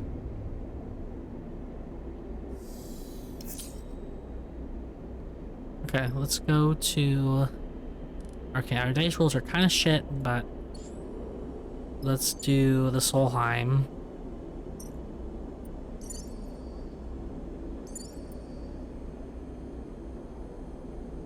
Okay, let's travel a contract. Let's go. Let's go. This is new, by the way. This was not in the first game. The traveling to contracts. Now, Solheim, Delric fills the cockpit window, all twisted plates and skeletal structwork. You watched it in horror and fascination as Seraphim completed the approach, both of you silent in the presence of this decaying beast. Now, as you settle beside it, Seraphim is the first to break the silence. This thing is already dead. He shakes his head. It's a corpse, sleeper. He nudges the ship closer, looking for a place to dock. I touch this thing too hard, it crumbles in dust. What were you expecting? I was expecting... Seraphim quits as he adjusts the rig's thrust. A scrap contract, like you said, not a death trap. Take us up there. That's the bridge. Ginny points towards one end of the ship, and both you and Seraphim turn around, having forgotten she was even in the cockpit. She hasn't said a word since you departed. She glances at both of you, both of your bemused faces. What? She looks away. Sorry, that's where we need to go. She stops pointing. Seraphim nods towards Ginny. She's not wrong, sleeper. The bridge would be a good start. Okay, well, let's assess the wreck first, though. Ginny settles silently back into her seat. She looks away, out of the cockpit, and you are unsure if she's upset or just embarrassed. Carefully, Seraphim bridges the ship close to the Delric, guides it along the hull. The rig's lights ripple over the broken surface, finding gaps and cracks everywhere. It seems remarkable that the Delric is still held together. Shit, Seraphim hisses as the huge spinning piece of debris drifts in front of the cockpit. He pushes the rig down beneath it, squeezing between the debris and the hull, and as he does so, an ear-splitting screech signals the rig scraping across the Delric's skin. You freeze for a moment, waiting for the breach sirens to sound, but the moment passes and you relax. You glance at Seraphim. His eyes betray no emotion. This isn't safe, Seraphim shakes his head. I'm gonna find somewhere better to settle the ship, then we need to suit up and work our way along the hull on foot. You look back at Junie and you see her still in her seat, eyes wide. You okay? Junie looks at you, and there is a sudden unfamiliar hardness in her eyes that surprises you. Then, a moment later, it is gone and her gaze softens. I'm okay, she smiles, a flat smile. Don't worry. Seraphim brings the ship away from the Delaric's hull an inch at a time, then slowly brings it round to settle close to a mostly intact hull plate. This section is fairly free of debris. He nudges the ship a little closer. We should be good to hold here. Seraphim unclips from his seat, and you and Junie follow suit. As you all glide down towards the airlock, Junie silently follows. You can't help but feel judged. As you reach the airlock, Seraphim begins suiting up. If we are lucky, that little collision hasn't started a cascade that will end with the place coming apart under our feet. Seraphim violently kicks his legs into a set of Eva trousers, clearly irritated by his own carelessness. Now just stay silent. This is a delicate job, Junie says quietly, almost to herself. The data core will be fragile. She casts a furtive glance in the direction of you and Seraphim. Very fragile. Understood. Junie nods appreciatively. The rest of the preparation process takes place in tense silence, each of you considering the delicate job ahead. You suit up too, though you don't need a helmet to breathe. You slide on one and lock the seals up for protection. This wreck isn't going to give up its salvage easy. The core should be near the bridge, maybe even inside it. There's a lot of wreck here, and there might be good salvage tucked away in the cargo hold. Once the suits are on and the seals are checked, you cycle the lock and stare out at the vast expanse of the twisted hull, the hulk before you. Time to go to work. Okay. I won't blow up this one, okay? Delaric stress. All is still decaying ruin. Oh, there's like 3 checks on it. We bumped into already, so we're already almost at the first one.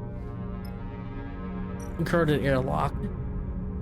Lock dissection. It will take longer, but cutting away the lock to layer by layer is the safest way to make it through. Force the lock. Forget being delicate. The clock is running on the contract, and forcing the lock is the fastest way to gain entry. Okay. And depressurized bay. Clear cargo doors. There are layers and layers of broken hull plates blocking the cargo doors. This will require some heavy work. And into it, okay. Find an access point. There has to be a way in among the shattered hull. Search will be slow, but we'll leave. At least the Delaric will remain stable. Okay, this is 50-50 positive, so. Can't stop us, sleeper. I can do it. I think I could do this. Okay, 50-50. Okay, there we go. We got cargo entry. Cargo storage. Map the bays. Countless vast bays extend from here deep into the Delaric. I hope I'm saying that word right, by the way. Scanning and mapping each one will allow you to navigate them safely. Scrap survey. This end of the Delaric is particularly intact. If you can survey it, perhaps you can find some valuable scrap among the decay interface. Your dice are like shit.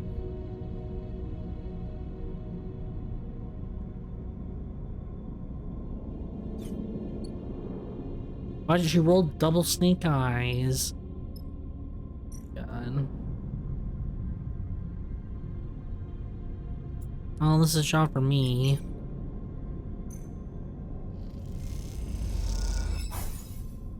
Neutral. Shit. I'll do a 4, but this is kind of risky. Negative. Fuck, I got stress. I got a 2 and a 1.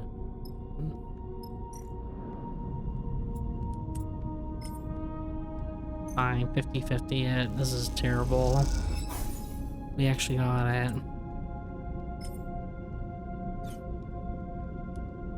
Bro. What? That was lucky. 50-50. Thank God. on. Oh, stress. Okay, okay. I'll 50-50 it too. Nope, I got 2 stress. Uh-oh.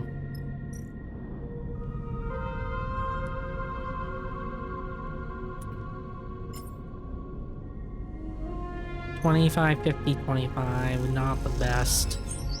You got positive though. Okay, kind of nice. Okay, we're supplied, so we get no energy loss. Let's just end the cycle here. Get new dice. Ooh, I rolled high today. You...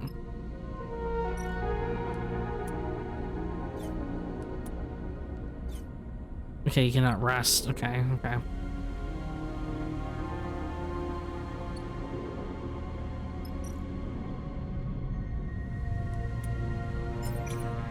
$25, $50, $25.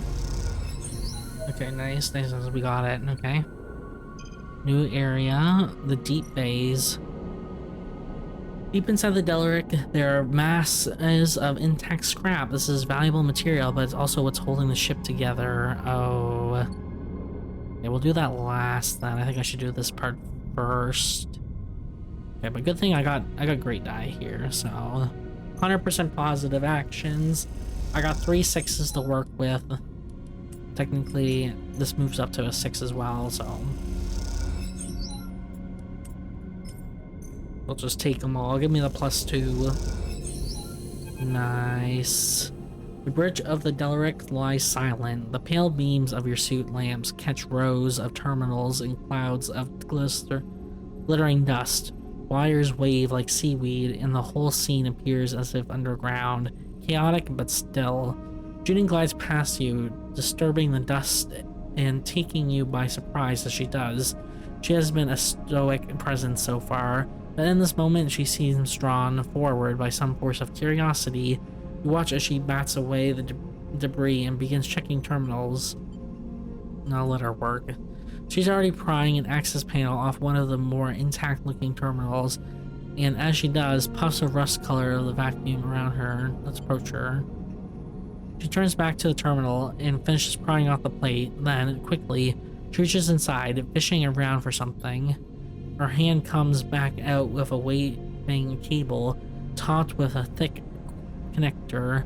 As soon as she sees it, she slips a keyboard-sized deck out from somewhere on her person. She runs her hand across the back until she finds the right port and slots in the connector. All of this happens in a few seconds. A routine, practiced, and precise. Is it hard not to be impressed? Not your first Solheim ship. She glances up at you, a nervous look on her face. Does she think you are accusing her of something? She shakes her head and goes back to work. Junie's fingers dance across the desk keyboard, and a burst of static lights up the Solheim terminal screen. The sudden burst of light and color takes you by surprise. Junie's fingers taps away, the terminal screen flashing with blocks of color and lines of code. It buzzes and vibrates, its long dead systems forced back into chaotic life. Then, all at once, it goes dark. The terminal is dead. Shit, Junie hisses beneath her breath. Useless. You cannot tell if the insult is directed at the terminal or herself. Find anything? She looks up at you as if she was just waking from a dream. No, she pauses. Nothing useful. She protectively glides her deck away. The cradle with the data core can't be far. She pushes off from the terminal, gliding away from you. I'll start looking. She calls back and heads to the other side of the bridge. Seraphine glides beside you. Everything alright? What do you think of Junie? The kid? Seraphine shrugs. You know better than me, and keeps to herself. He squints at her retreating form. Seraphine stretches in his suit. I have to admit, it's nice to be back working, especially now that we are the ones who will reap the benefits. He claps you on the shoulder. Feels good to be taking our fate into our own hands. I know, it's pretty rough there, back on Hexport, and out here we're just as likely to get shredded by debris and as find the damn data core. But aren't you glad we made a break for it? He pauses and looks down, having asked the question almost by accident. I mean, I am. I just don't want to speak for you. I mean, I've forgotten my memory in this process, but you know what? I'd probably be glad if I was like felt like I was working against my will for something. I'd be glad. So, Seraphin smiles. You better be. I didn't give up that little dark side cupboard I was living in for nothing. He laughs at his own joke. Look, Seraphin checks his suit wrist seals. Once we got a bit of space behind us, once we've gone the distance, if we manage to get that far, he furrows his brow. Don't feel you owe me. I'm no charity case. Want us to go our separate ways? Fine by me. He meets your eyes. Just do me the favor of telling me to my face. Okay.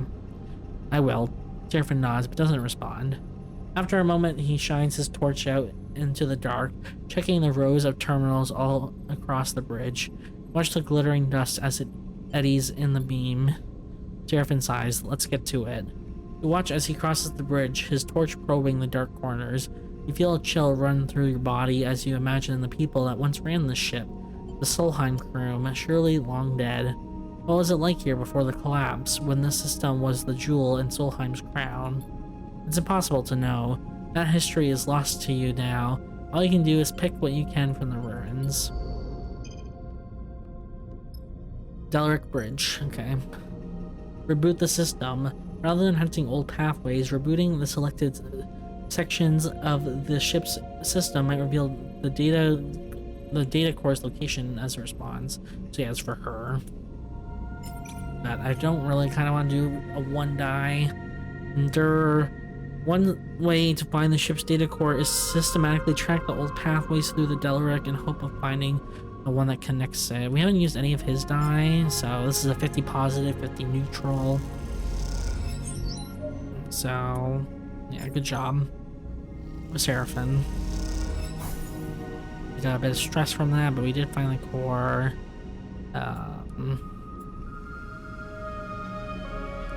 I don't really want to use the one die. I think it's a little too risky.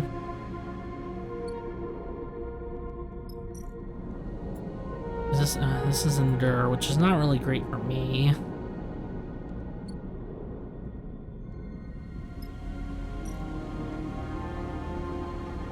I can do interface, like it's 100% positive. 25, 50, 25. We got neutral. I'm just gonna take a rest.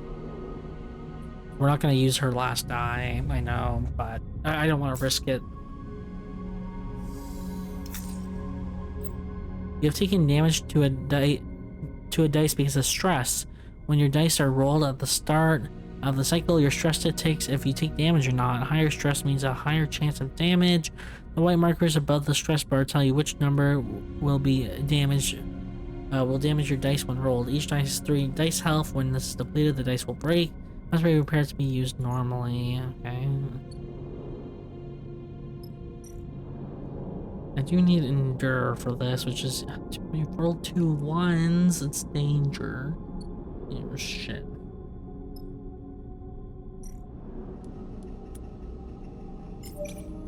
$50 positive, 50 neutral.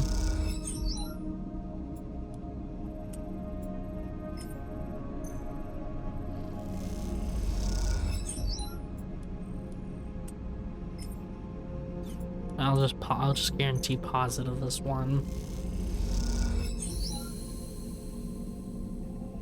Here we go. We got it maxed out. Data core cradle. Okay. Isolate the core. The core is fragile, but by rerouting the data connections to it from its cradle, it could be lifted free without damage, at least in theory, or slice the core. One of the ways of getting the fragile core out is to physically cut it free, slicing each connection individually, though the potential for damage is high. This is mine, and it's engineer. And we're doing 25, 50, 25. Fortunately, we got damaged core. Shit. The core is barely intact. Any mistake, no matter how small, could render it inoperable, making the contract null and void. Okay, shit. The core sits in complex cradle of many connections. Getting it out intact is a delicate process. I'll try another 25, 50, 25. Neutral. It did take some damage from that though. Shit. Okay, so neutral is actually not even that good. You really want a positive outcome.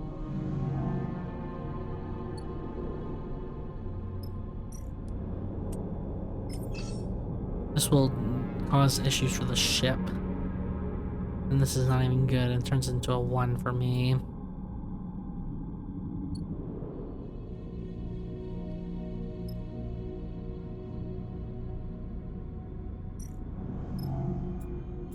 I think I used the 3. Okay, please be positive. Negative. Oh shit.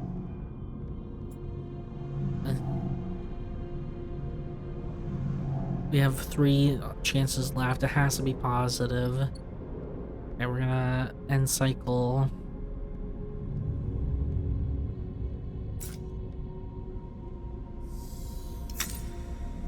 Oh, shit.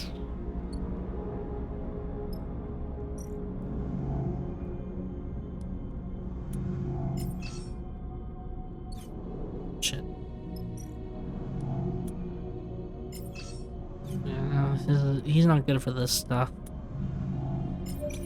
100% positive. Okay, that's good. Okay. 100% positive. Okay, nice. Okay, so we just need... Okay, this is 50-50, but it could be neutral, which is still not that good. Okay, we got neutral, actually. That was fine. This is 25, 50, 25. I'll try it. Okay, just don't be negative. Okay, shit. Okay, we can't do any more. Uh-oh. Okay. No.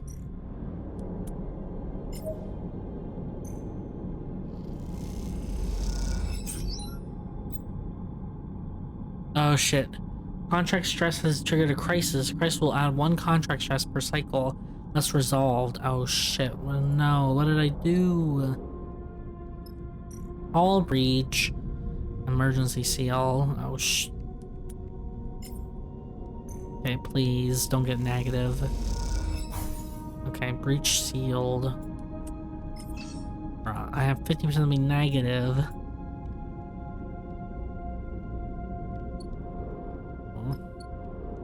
All these dice are useless. I don't want to roll them.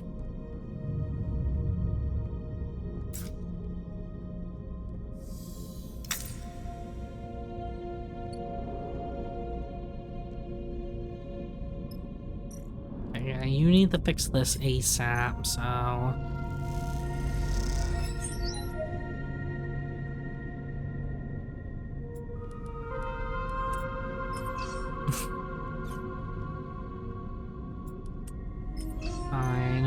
Try 1. It was neutral. Or this is a 50-50. Just add stress to me.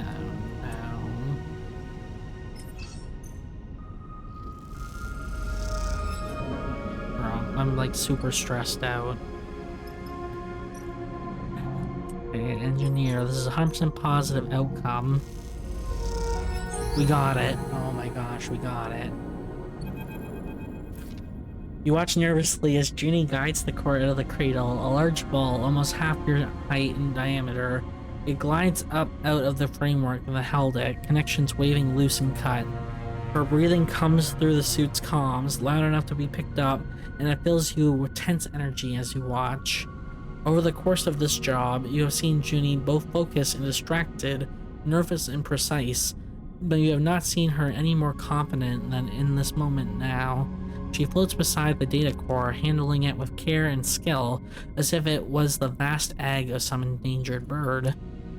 She glances up and sees you watching her, and you notice something unfamiliar in her eyes, something that you have perhaps seen in a passing moment before, only now it is no momentary lapse or something. It is set in place. You see determination. She guides the core a little away from you with one hand, and at the same time comes forward, almost placing herself between you and her prize. and it does seem to be hers in the way she handles it, the possessive way she screens it with her body. We need to talk. The statement comes flat and deadpan, any nervous tremble gone. Right now. Okay, what are you doing? Sleeper. She takes a deep breath. I want to be honest with you, but I need to know you won't take this from me. Junie glances around the cradle defensively, but Seraphim is already heading back to the ship to prepare the cargo for the core storage. You two are alone.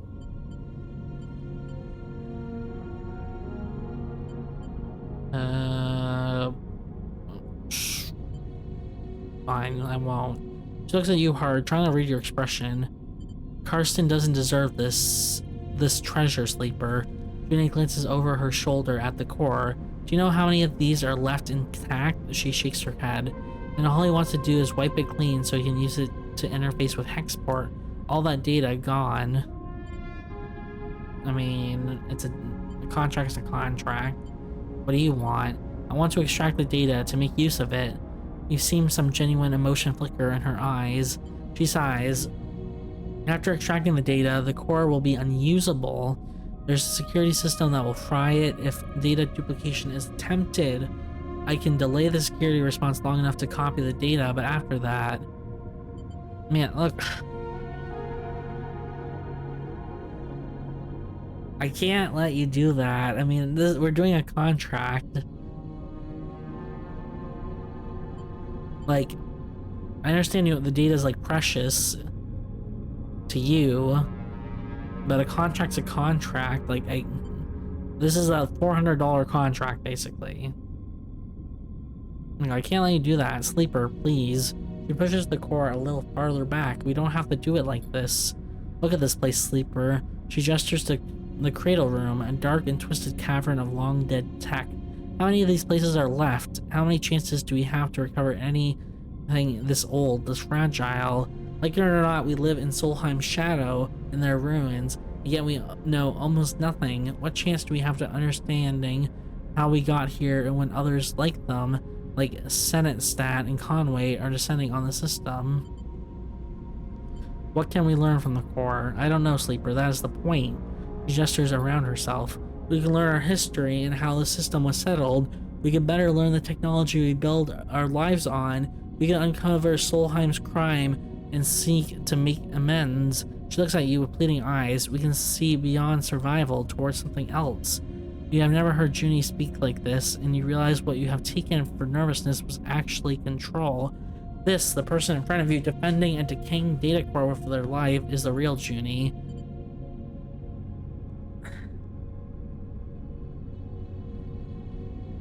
Then you think of Lane, of the price he likely put on you, your and Seraphine's head in the feed lines, without which leaving Hexport will almost be impossible. Is that even a choice? Okay, I'll explain about the feed lines. I feel like there's always a way, maybe. Explain about the feed lines. Junie listens carefully as you tell her about the deal with Karsten, the feed lines he offered you, and that both you and Seraphine are on the run. And all help Junie doesn't flick, so we'll find another way to get those feed lines. Karsten is an idiot. I can hack his security and you can pull them out of there, or Seraphine looks tough. Maybe you can grab them and she looks desperate. We can do it. We can do something. Don't you work for him?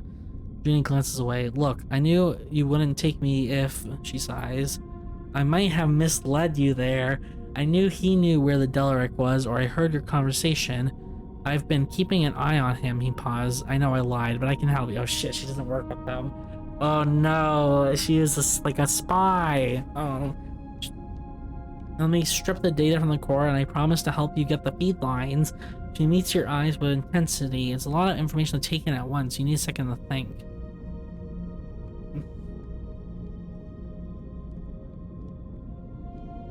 Bro, I'm just thinking.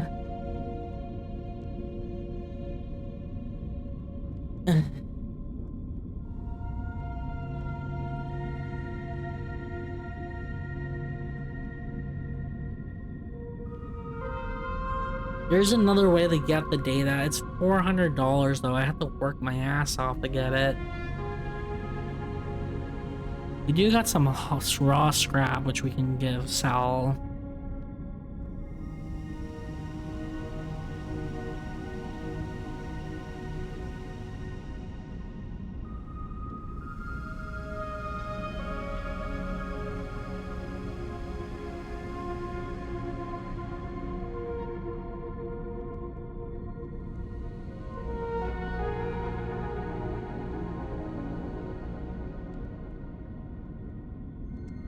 Fine. I'm gonna say fine. I'm just thinking about it. Like, we are kind of betraying him, but we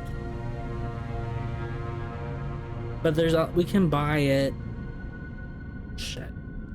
Thank you. Junie looks genuinely moved. This is a gift to all of us, Sleeper. I hope you'll see it like that. Junie turns to the data core, quickly gathering one of its loose connections. She takes out her deck and plugs it in, then crosses her legs and places it across them, floating tethered beside the core. Her fingers begin tapping at the keyboard, teasing out the core's data and whatever Solheim secrets it might contain. As she does, Seraphim enters. He braces himself in the entryway. Oh shit, I have to explain to him what I just did. He's gonna be pissed off at me, but... Look. What is she doing? Junie doesn't seem to notice. She's emptying the data. She's doing what? Seraphim jumps to attention, but he put a hand on his shoulder. He eyes you suspiciously. I hope you know what you're doing, Sleeper. He nods towards the core. That's her ticket out of Hexport. Junie will help us, if you say so. Both turn to watch, Junie stripping the core of its secrets. A little while later, once the core has been emptied out and its defense mechanism has scorched its seams black, you watch the metallic sphere spinning gently in the room. Wonder if you had just made a terrible mistake. Contract failed. Oh shit.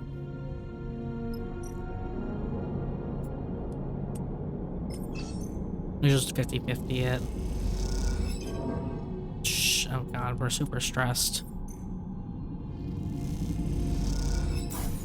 We actually got some scrap.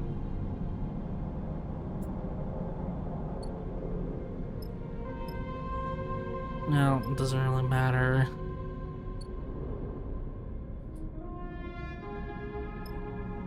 Do we leave, or do you think I should try one more time?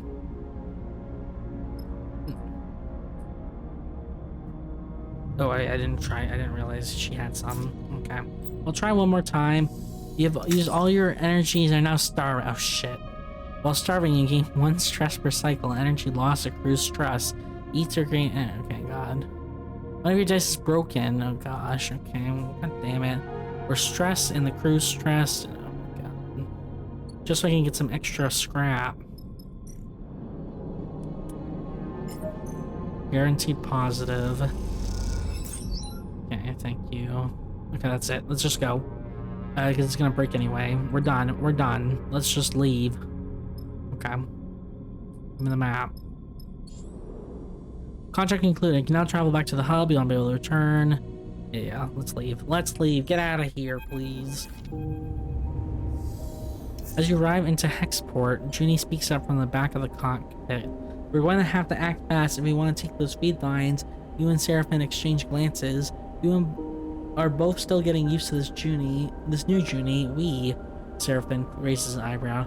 Only one of us fried the core and stole all its data. He shoots you a look. For some reason we let you. Look, we can make it work.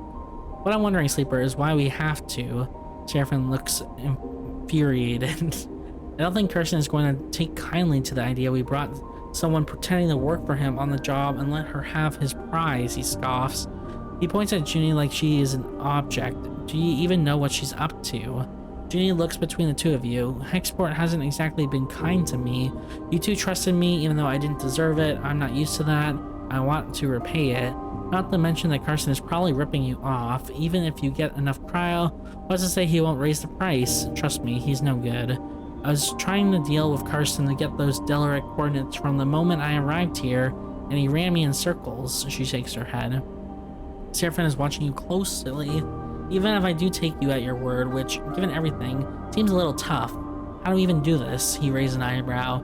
You're telling me we just drift in there and take the feed lines? Look, I get it. You don't trust me, she pauses. But what if I have a vested interest in this working out? There's nothing left for me here, and I don't feel like hanging around waiting for Carson to figure out my involvement in all this. I need safe passage. Oh, God. You need the feed lines to grant it. She allows herself a smile. See what I'm going with? So she wants to come with us, okay?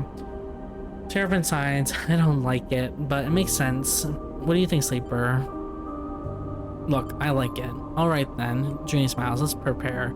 I'll head to Factory Row, scope the place out, meet me there, and we can work out a plan. She glances between the two of you. Trust me, we can find a way. We keep it simple, clean. Okay, simple is good. Agreed, Seraphine cuts in. His dark look betrays his concern. I'll go scope out the bay we need in Factory Row. We should split up. Less likely for Karsten to suspect us. Meet me there in a few, and we can finish setting it up. Junie unclips from her seat, floating. I want to show you I can be trusted. That we can do this. She looks between the two of you. Believe that, please. And with that, she slips away down the passage, towards the airlock and export and beyond. Look at Seraphine. I'm saying nothing, Sleeper. He unclips from his seat, too. Either this is the kind of mess you have to go through to get out the other side, or it's the kind that you never escape. Either way, we are in it now. He leaves the cockpit. You stare at the chaotic lights of Hexport and wonder if anything in the Starward Belt ever runs smoothly. Yeah, first off, we're gonna eat.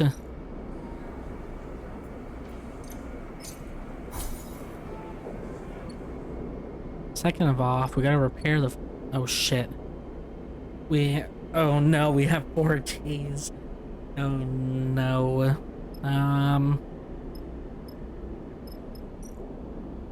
Okay, how do I repair the dice? I didn't read that one.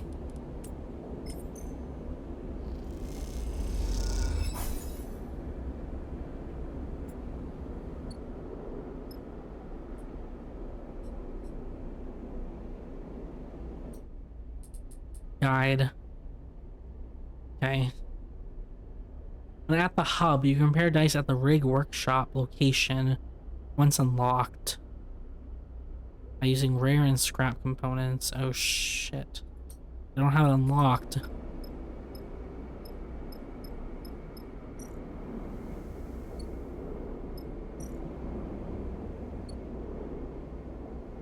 Oh no, we don't have it unlocked, so we're stuck with this. I don't know if I want to use all my raw scrap in Junie's unit. Crack security. Junie needs help to create a backdoor into Karsten's security system so she can deactivate them when the time is right. Observe target, leaving Junie to the hacking and covertly observing Karsten. Be the quickest and riskiest way to scope out security. Okay, I can't really do engage.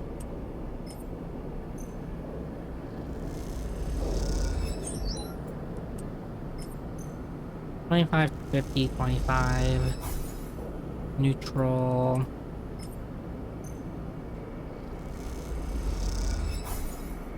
Okay, well... I would like to repair the dice spots, but apparently we cannot do that yet. Okay, how much is this sells for? We're gonna sell 1. 16, okay. We do need to go to here. Bro, it's expensive. We're all filled up. Okay, we're out of dye. We don't really have many days left, I'm gonna be honest with you. We have 3 days left before he's gonna find us if we're not gone from here.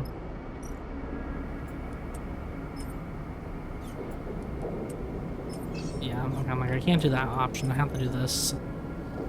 25, 50, 25, neutral, that's fine. Neutral, okay, we cracked it. The sound of fist on keyboard wakes you from the scrolling code on the terminal.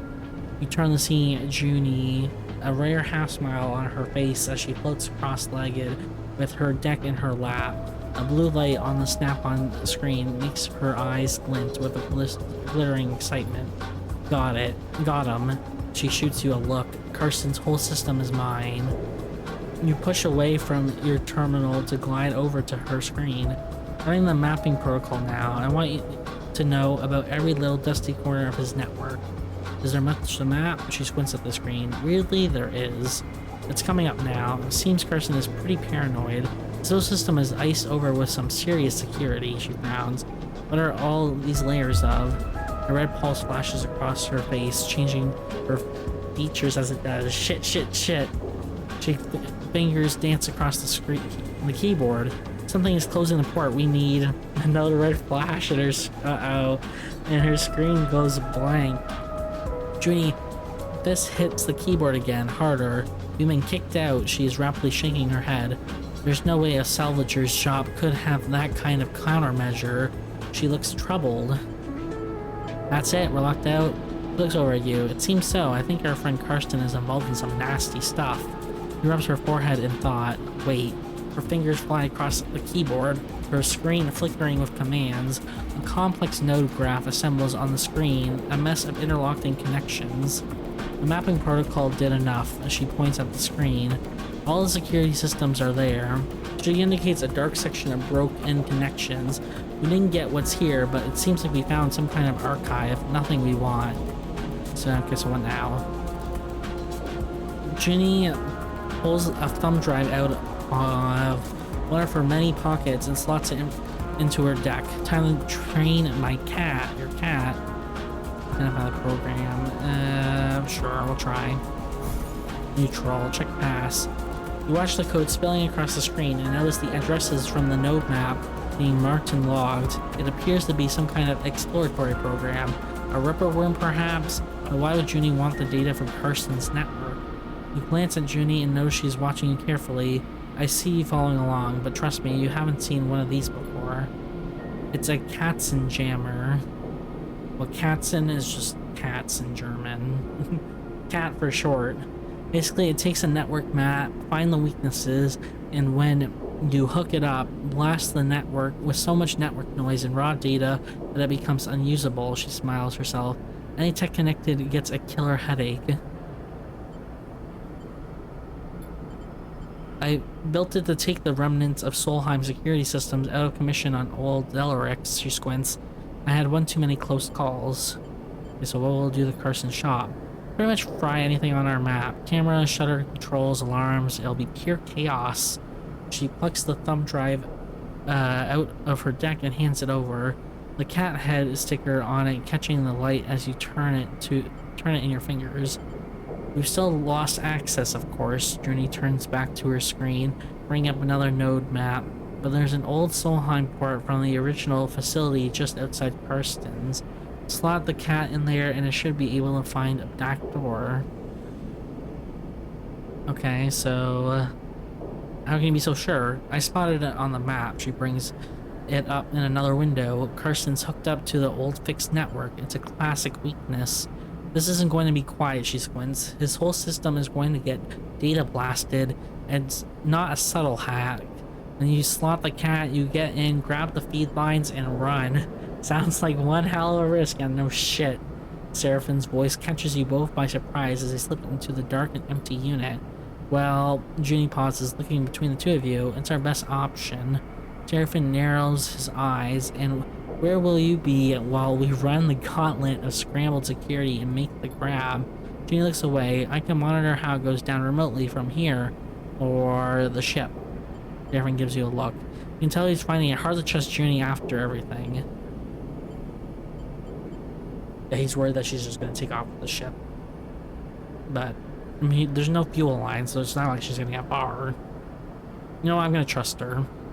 She smiles a thin smile. This might be bad, by the way. She might be a scammer. Thanks. She starts to pack up her bag, but I'll find somewhere else to work from. Close to the ship, but out of your way. Junie shoulders her bag and glides to the door. When you're ready, slot the cat and go. By the time you are back at the ship, I'll be there. She glances down. Don't leave without me. She shoots Seraphine another look and then slips out of the unit. Seraphine watches her go, and then turns to you. The whole of Hexport is going to hear about this. He shakes his head. You better be ready to go the moment you slot that thing. Look, I'll be ready. Seraphine nods silently. I'll be at the ship, preparing the engine. We need to be ready to fit the lines as fast as we possibly can. He meets your eyes. Be careful. Don't stop for anyone or anything. He puts a hand on your shoulder. Don't even think about looking back. With that, he slips out of the unit, leaving you alone to consider what to come next.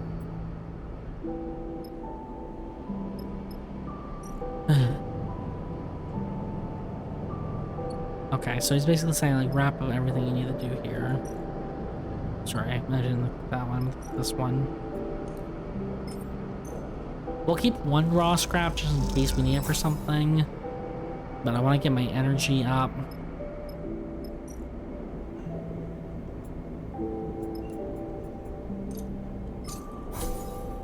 There we go, we're at max energy. I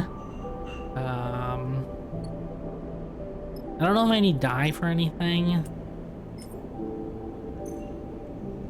I'll keep one dye though. We just lost 4 crowns, unfortunate.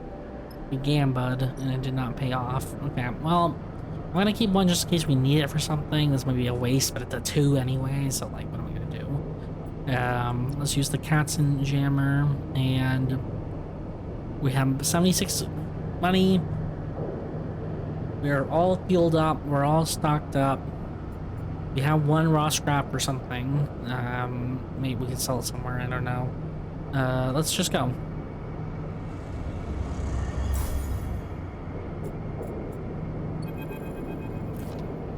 Carson's place is locked up for the cycle, shuttered down, alarms on, the denizens of Factory Row sneaking past with deliveries and work orders.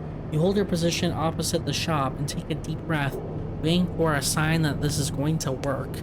He's gonna note us, by the way, because we just asked about the feed lines. You look at the thumbnail drive with its shimmering cat sticker sticking out of the old Solheim access port. You imagine the flow of data as the Katzenjammer seeks for an entry port point into Carson's system.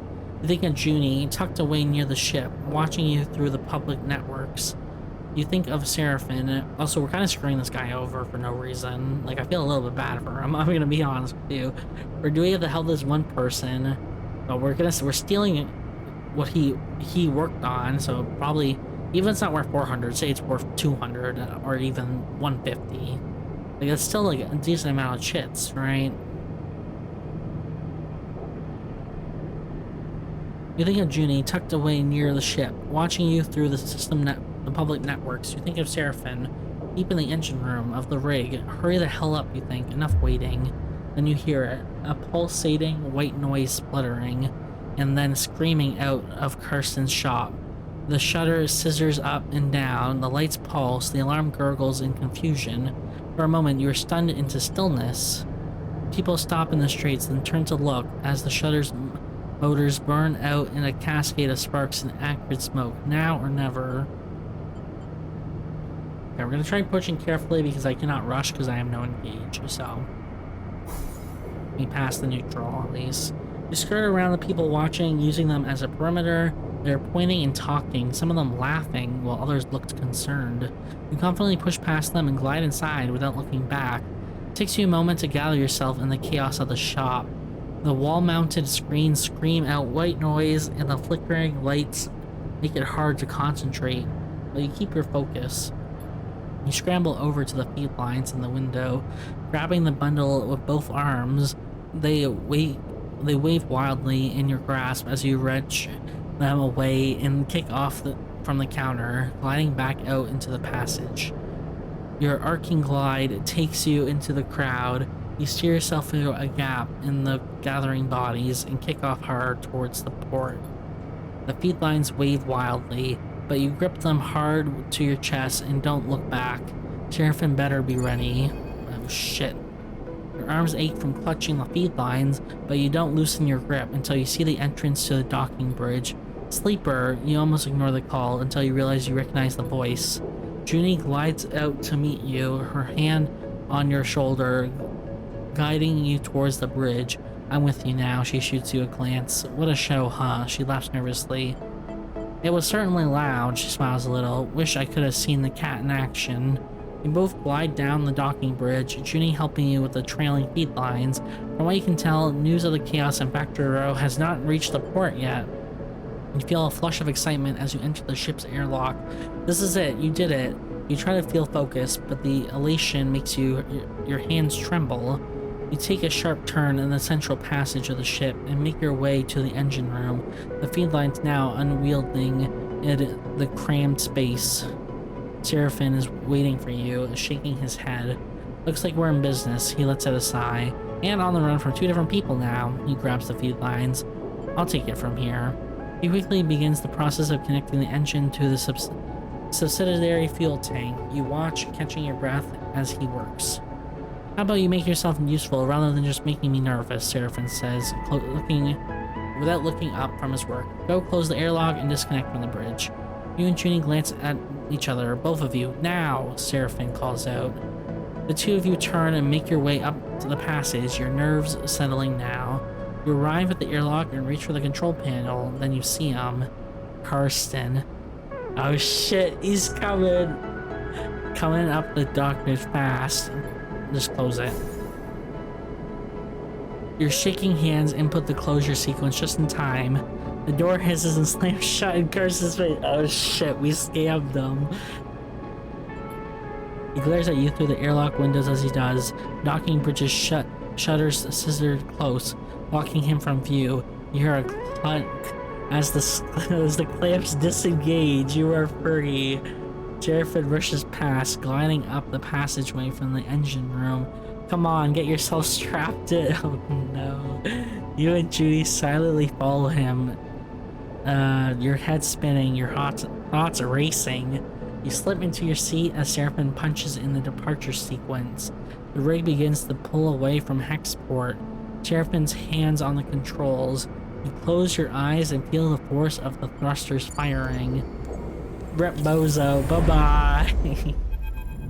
Achievement, escape Hexport before Lane finds you. Oh shit. What the? Seraphin's quiet question interrupts your thoughts as the rig cuts across the belt. Hexport is now behind you, drifting out of visual range, its glinting lights now just part of the background glow of the belt's thousands of reflective bodies. Whatever trouble you stirred up there, it has surely been left behind, which is why Seraphin's muttering is worrying you. Okay, with more trouble. Seraphin turns. There is a transmission coming out of Hexport, some kind of a back order. He turns back to his console. Let me check this. Sleeper, the voice, as distorted as it is, cuts through you. Oh shit, it's Lane. I know you were there. A hissing pause. They're coming from Hexport? Seraphin glances at you confused. Is what coming from Hexport? Give me a second here, Sleeper. Getting a wide channel broadcast, he rubs his shoulder nervously. They are warning people to alter their course away from the station. You're slipping away, a squawk of noise. But we can't have that. I take this personally, Sleeper. Oh shit. A sharp intake of breath. After all my investment, all my care expended upon you, this is how you repay me. At least we're heading away, Seraphin interrupts. Maybe it's just a precaution. I see a little something glinting out there, Lane continues. Could that be you? Sleeper, you hear Seraphin calling, but you don't move. You don't breathe. All you hear is Lane's voice. Uh-oh. You unclip from your restraint, drifting forward towards Seraphin. He gives you a wild look. Something isn't right. You don't feel right. A numbness grows in your body, your fingers flexing without your input. You reach out towards Seraphin. No, not you. Something reaches out to Seraphin through you. Attention flickers in his eyes. Fear? A hissing silence, then a rumbling blast. All at once, the rig screams, system seizing in electromagnetic paralysis. All at once, the rig shifts, carried on some shockwave of light, pain, then darkness. Uh-oh. What the hell is our dice? Voices echo warmly through your mind. You can't quite make out what is being said, and any attempt to focus causes a growing flare of pain, so you let them fill the air, unidentifiable and soft. You are floating, and so you cannot yet feel your body or its weight. The feeling is pleasant, smooth, soothing, and yet the moment you realize this, it begins to fade. Something spasms in your fingers, and you flick it away. A sensation crosses the sole of your foot, and you kick your leg. A weight settles itself in your chest. You are awake. You open your eyes to light playing across the surface patterned with stained cushioning. You are alone. The voice is replaced by the hum of air cycling, the distant clank of maintenance systems. You are alone, and this is not your ship. You jerk upward against the straps that hold you loosely to the berth, suddenly confronted with the last things you remember, an overwhelming numbness, and below it, an insipid, animating force creeping through your mind. You pull up the straps and free yourself, floating up into the small habitation room, cushioned and worn, your mind racing. What happened? You search back and remember only Seraphin's shouts, the sudden acceleration of the rig, and then darkness. A chill runs through you. Cold light fills the room, and you float over to the dark square of the window. You see stars, the bright pinpricks of drive trails, and skeletal docking bridges. This is a station. A sudden hiss draws your attention to the door, which slides open with a puff of equalizing pressure. The entering figure jumps as they see you are awake. They hesitate in the doorway. Who are you? They laugh nervously. Right, we didn't meet. They glance back out of the doorway as if looking for help. I'm Bliss, they shrug. Not sure what to add. Your crew are out. Sorry, they brought you here. Here? Right, they nod slowly. This is my room. They glance around. Not much, I know. We are in my repair bay on the far spindle. I mean, where that is. In the belt? Yeah, they smile sympathetically. In the belt. Okay. Troubled repair technician. They look around at the room again. Come on, let's go somewhere a little more comfortable. They hold out a hand. You're safe, don't worry. You follow them out into the corridor, gliding behind them. They move with the ease of someone who was either born in 0G or has spent most of their life in it.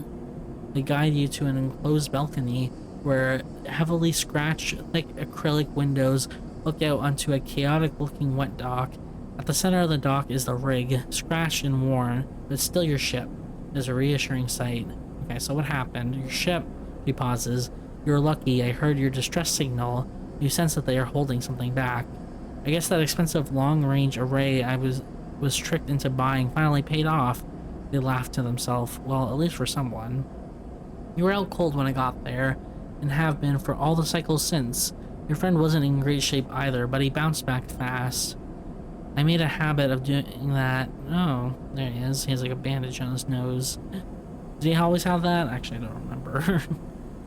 Seraphin voice makes you spin. Good to see you up. He can't suppress a smile. Are you okay? He smiles. Don't start fussing over me, sleeper. I'm good. Your eyes fall to Seraphin's bandaged abdomen. Does it look bandaged? I guess it looks a bit bandaged here, sure. He notices and pulls his jacket over the wound. Certainly looks better than when you came in. You should have seen. Bliss abruptly stops after Seraphin glances in their direction. Here. Seraphin pulls a few chits out of his pocket. Catch. He slings them over the Bliss. That's all I could get for now. What are you paying them for? Seraphin laughs. Who do you think put the rig back together? Bliss looks at you apologetically. I know what it looks like, but I'm sorry. I can't work for free. Keeping this place going is bad enough. I get it. Seraphin nods. We're just thankful you towed us in. We aren't freeloaders. Bliss looks between the two of you. I'll let you two catch up. They turn to you. I'm glad you're awake. We were worried. They pat you on the shoulder and glide back down the corridor. Bliss gone, silence descends on you and Seraphin, both of you unsure what to say. Okay, so where's Junie, by the way? Probably on the ship, working on that deck of hers. Seraphin looks out on the ship. She's been useful. Not sure we would have got that distress signal out without her. Okay, I'm glad she was with us then. What do you remember? Looks at you concerned. I remember Lane. Seraphin grimaces at the mention of his name. Lane. He shakes his head. Seraphin looks out at the rig. He takes a breath, steeling himself for what he has to say. Export is... He clears his throat. It's gone. He flinches. Uh-oh. But it blew up? What do you mean gone? It's gone. Oh shit. It blew up. Seraphin catches your eye. Dropped off the map. No signal, apart from one sent from fleeing ships, he frowns. I don't know what happened. No one does. Oh shit. Your mind skips, unable to focus on the information you have just been told. You think of the constant activity of the bends, the rumble of Factory Row, Karsten, gone. By the time Bliss reached us, we had drifted out of range. They couldn't have seen it go up, but I saw Sleeper. Something exploded, white hot. He rubs his arm, suppressing a shiver. A moment later, the shockwave was on us. The rig was crippled. Engine kept firing, but guidance went offline, sending us arcing out across the belt. Or arching, sorry. He drops a hand inside his jacket, pressing against the bandage on his side.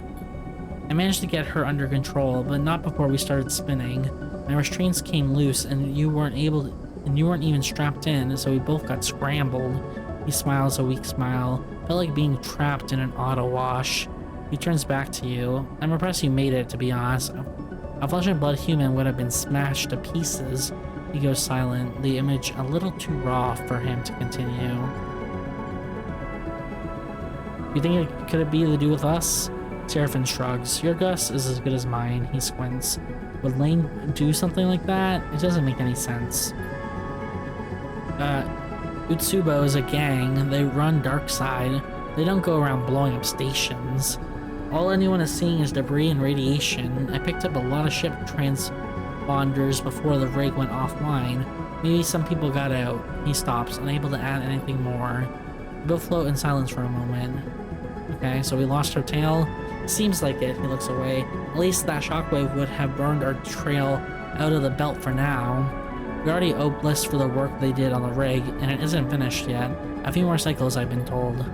Bliss won't hold us hostage, but I don't like to skip out without paying, even if we can get the rig started up. He rubs his necklace between his fingers. Bad karma. Beyond that, we need work, fuel, supplies, and we need to make sure you're okay. He counts off the issues on his fingers. After that, he shrugs.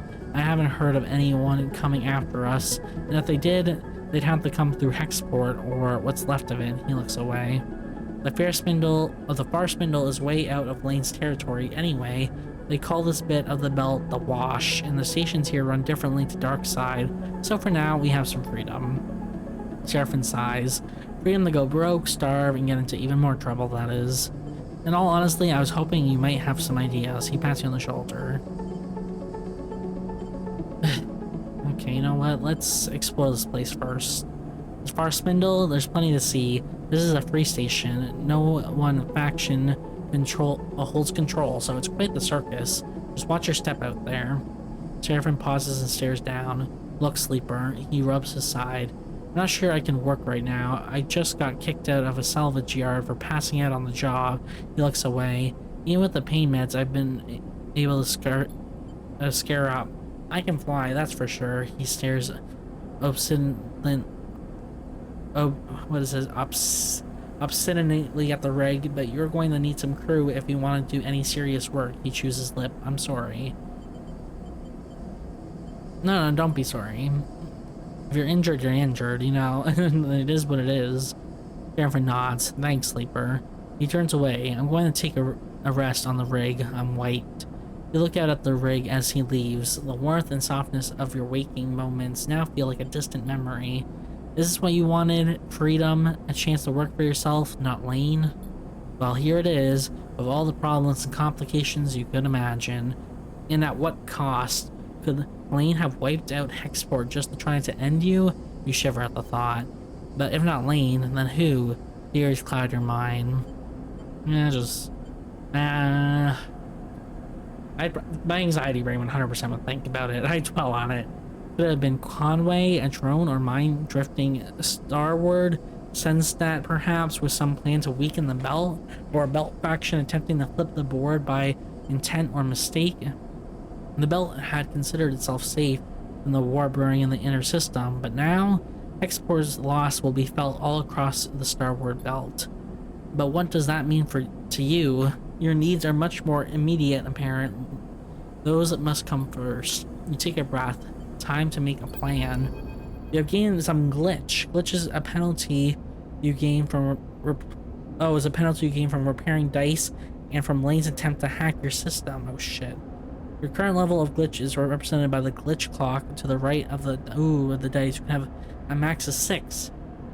Each level of glitch you gain will increase your chance of rolling a glitch dice at the start of the cycle. Each time you roll a glitch dice, you clear 1 level of glitch. A glitch dice has an 80% chance of negative outcome when used and 20%. God damn it. 80% negative.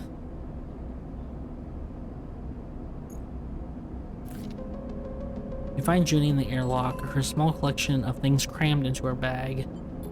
I was coming to see you, I promise. She looks nervous. I was waiting for you to wake up, but Seraphine said you were okay, so...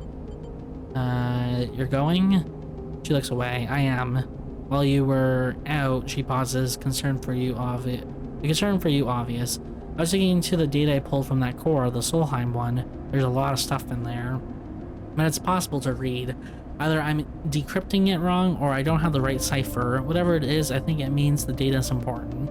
She takes a breath, or at least it was to Solheim. I need to find someone to help me pick away at it to crack it open. She looks down, that's why I'm going.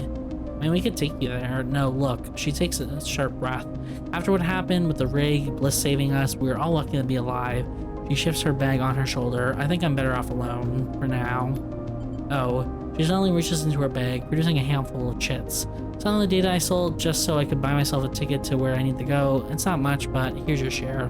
Pass you the chips. You know what? Thank you. She smiles. You deserve more. She kisses herself. I mean, I'm sorry. Good luck, sleeper, and tell Seraphine goodbye for me. What are you chasing? She freezes, caught off by your question. She pauses. I know there's value, true value in that data, sleeper. I know it, and she pauses again, unsure of herself. I have a project to continue. When I can't, I won't abandon. Maybe I can tell you about it another time. She smiles weakly, closing up again. Well, she runs the back of her neck. Rubs the back of her neck. See you around. You watch her drift away down the docking tunnel and into the far spindle, with questions still bouncing around your head. Maybe, if your paths cross again, you might be able to get some of them answered. Okay. But yeah, with that, I'm gonna end the first part here, because obviously it's perfect timing. So 2.5 hours I've played, and that's all I'll go up on YouTube. And I need a break myself, because I've been talking and reading for 2.5 hours. This is straight, pretty much. So, yeah. We'll explore this place. The next episode, honestly, the story's pretty good. We gotta fix the dice in the next episode too. I'll fix the glitch dice. I'll fix the one that's broken. I know we're gonna get more glitches, unfortunately, though. There's when we roll 2 glitch dice. Like, come on. But yeah, we gotta repair all this shit. So I'll do that. Yeah, we'll do that in the next episode, and we'll explore this cool place. Yeah, very similar to the first game, but I like the map. That's a new feature for this one. And again, the glitch system, the rig. It was like kind of new because you didn't really have a place for yourself. You had to like rent somewhere in the first game. But a lot of it's still the same. The dice, the inventory, the the chits. Cryo chits, yeah. Fuel. I mean, we didn't have fuel supplies, but you had to still like make sure your energy bar. You had scrap that you could sell in the other game. So, anyways, I'm excited. The story's actually good so far. I'm intrigued by it. And again, the gameplay is the same as before, really, other than the contract work, which I actually think is cool, but it seems very risky. You can see I literally lost a die, and we're almost like dead on 3 of them. So, yeah, it's still fun, but I need to get the hang of it. And yeah, it's just risky because again, it's all chance. There's still chance to it. So, let me know what you guys' thoughts on Citizen Sleeper 2 so far, and I hope to see you at the next episode.